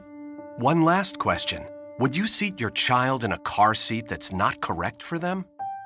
Car crashes are a leading killer of children ages 1 to 13. Secure their future. Seat them in the correct car seat. For more information, visit safercar.gov/the-right-seat. Sponsored by the New York State Governor's Traffic Safety Committee. At Garden City Mazda, our inventory of new and Mazda-certified pre-owned vehicles is unmatched in New York. Our fall kickoff savings start now. Don't miss out. Garden City Mazda. Acceleration at every turn, exceptional in every way. Record numbers of residents are getting quality, affordable health insurance through Get Covered New Jersey. If you recently had a major life event such as marriage, pregnancy, or insurance loss, you may be eligible to enroll now. All health plans include preventive care, prescriptions, emergency services, and more. 9 in 10 enrolling get financial help, and many pay $10 a month or less. Find out if you qualify at getcovered.nj.gov. That's getcovered.nj.gov. Every great team has its core players, but when the season gets tough, adding the right free agent can make all the difference. The same goes for business. At Robert Half, we found that 67% of companies surveyed plan to increase their use of contract talent to handle workload peaks and backlogged projects. With Robert Half's specialized recruiters' experience, combined with our award-winning AI, you can quickly find the skilled candidates you want. At Robert Half, we know talent. Discover how we can help at roberthalf.com/talent. Feeling stuck on your own 10-yard line in the career game? Maybe it's time to just go for IT. My Computer Career has the game plan to score a rewarding new IT career in months. Whether you're a rookie, a breakout career changer, or a military veteran ready to serve. Why spend years chasing a college degree when you can fast-track your future in IT starting now? Take your mark, get set, go for IT. Take the free career evaluation at mycomputercareer.edu today. Financial aid is available to those who qualify, including VA benefits. This Ryder Cup, if you can't make it to Bethpage, then this is the place to be. Join the Michael K. Show, broadcasting live from 1 to 3 p.m. at Ryder Cup Live from Rockefeller Center, Midtown Manhattan's ultimate golf fan fest. Experience massive video boards, interactive golf challenges, themed cocktails, official Ryder Cup gear, and the electric energy of golf's greatest rivalry. From Thursday through Sunday, it's all happening in the heart of New York City. The Michael K. Show, live from Ryder Cup Live. Michelob Ultra, the official beer sponsor of the Ryder Cup.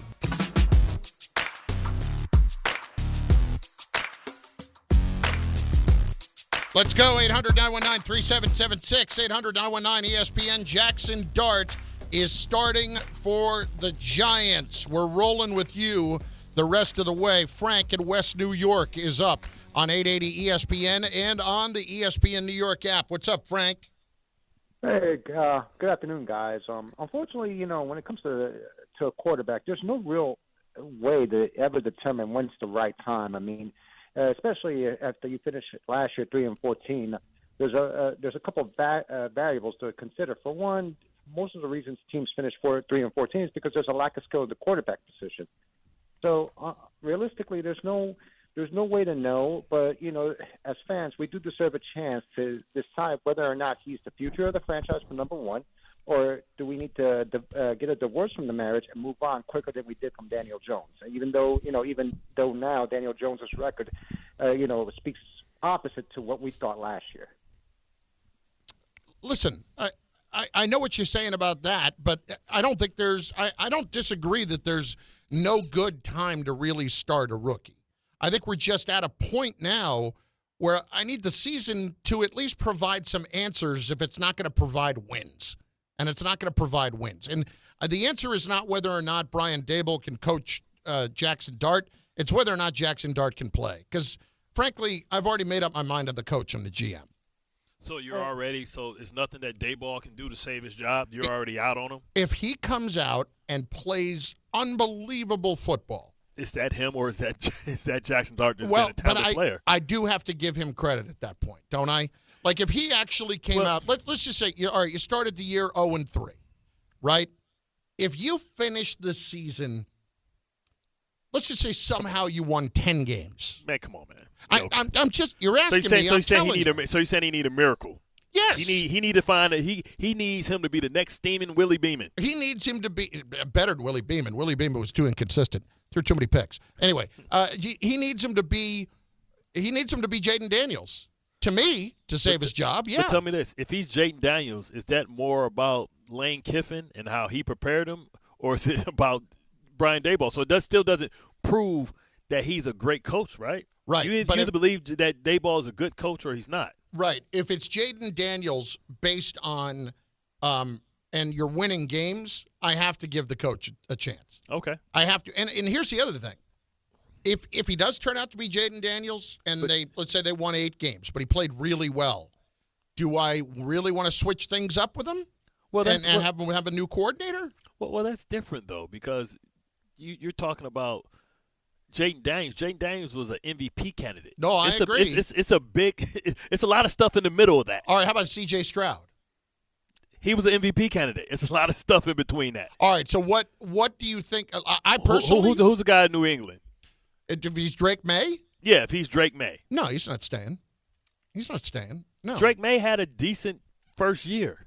Decent. On the worst roster in football, which is more correlated to what the Giants look like than what C.J. Stroud and the other guys inherited. I can't imagine So having. you're saying he's fired regardless? I think right now, yeah. I think he's the fact that you're going. This is to my Dart problem. so early. Absolutely. But the fact that I'm going to him so early just tells me that this is. I don't think this is. I don't think it's just about the offense here. Hold on. What did Ray say? Did New England fire their coach?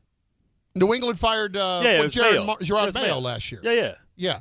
No, Okay. but like his point was about the offense too. Like their offense was okay last year when you were looking at it, and they moved on to this season.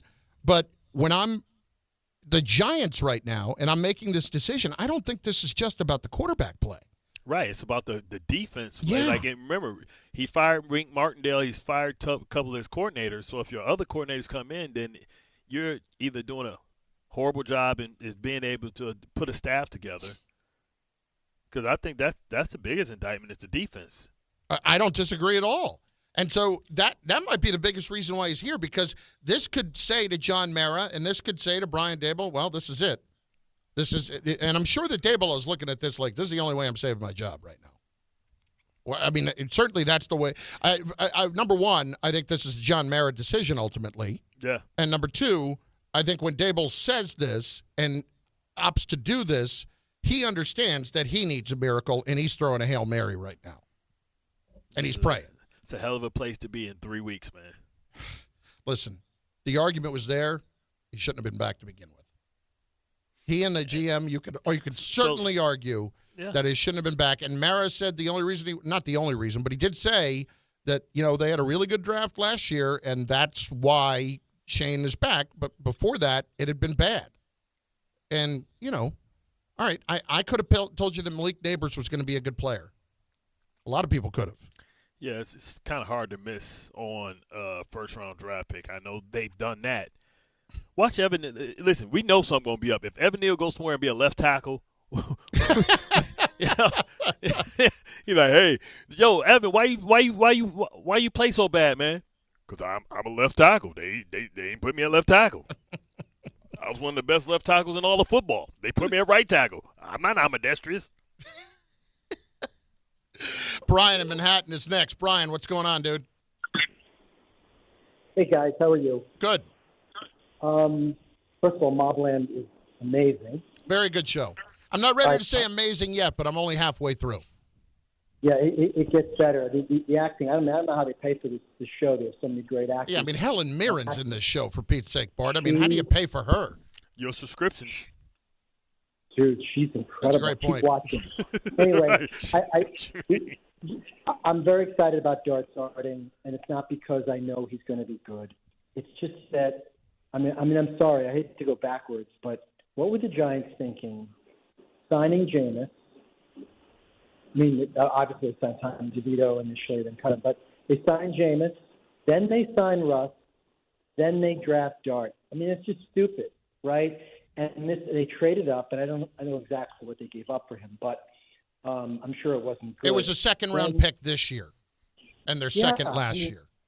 A team that needs starters, a team that's not talented. So I think from the get-go, this was sort of really badly handled. I hope Dart is good. As a Giant season ticket holder, as a Giant fan forever, my parents were my grandparents. I knew when I watched the Cowboys get obliterated by the Bears that last week's Cowboys game was just fraudulent. A moment in time. Yeah. And that KC, that game would stink. And, boy, I wish I would have been wrong. That was one of the worst watches ever. I don't blame Russ. The Giants gave him the money. Everyone has seen what has happened to him. He still throws a nice deep ball when he has time. But that's it. But, listen, we know what he is. And I don't know how it's going to serve them or serve him for him to be hanging around beyond this. And I don't think he's going to – don't get me wrong. He's not going to make it a sticky situation. But if you move on from him, you give him a chance to go somewhere else where he wants to go, and at the same time, you remove him from the equation, he makes things a lot less uncomfortable and questionable just with not being there. Is that fair? I think that's fair. Fair enough. Yeah. That's about as fair as football can be. The ultimate meritocracy. Listen, it's time. And for a Giant fan, hey, you're dying a slow death right now. You really are. And it's happening every week, and it is just torture. It is absolute torture. So at the very least, this is some kind of light at the end of the tunnel. You have something to watch for because they have not given you much to watch for through the first couple of weeks. Well, that does it for me and Bart. Michael K. is coming up in just moments. I'm very excited for him. He has got Marcus Spears on the show today, and he obviously has a lot to talk about now that the Giants have made the decision to turn to Jaxson Dart this coming week. Any final? That's why Marcus didn't pick up my call. Interesting. Did he blow you off like a piece of lint? Navel lint. That's even worse. So Michael will be up here momentarily. Don, Hahn, and Rosenberg as well today. Right here on 880 ESPN, the ESPN New York app, and on YouTube. Did you know you can get more with New York Lottery Plus? You pulling my leg? No, seriously. Just enter scratch off and draw game tickets and get more points. Pulling a fast one? No. And you can put your points towards chances to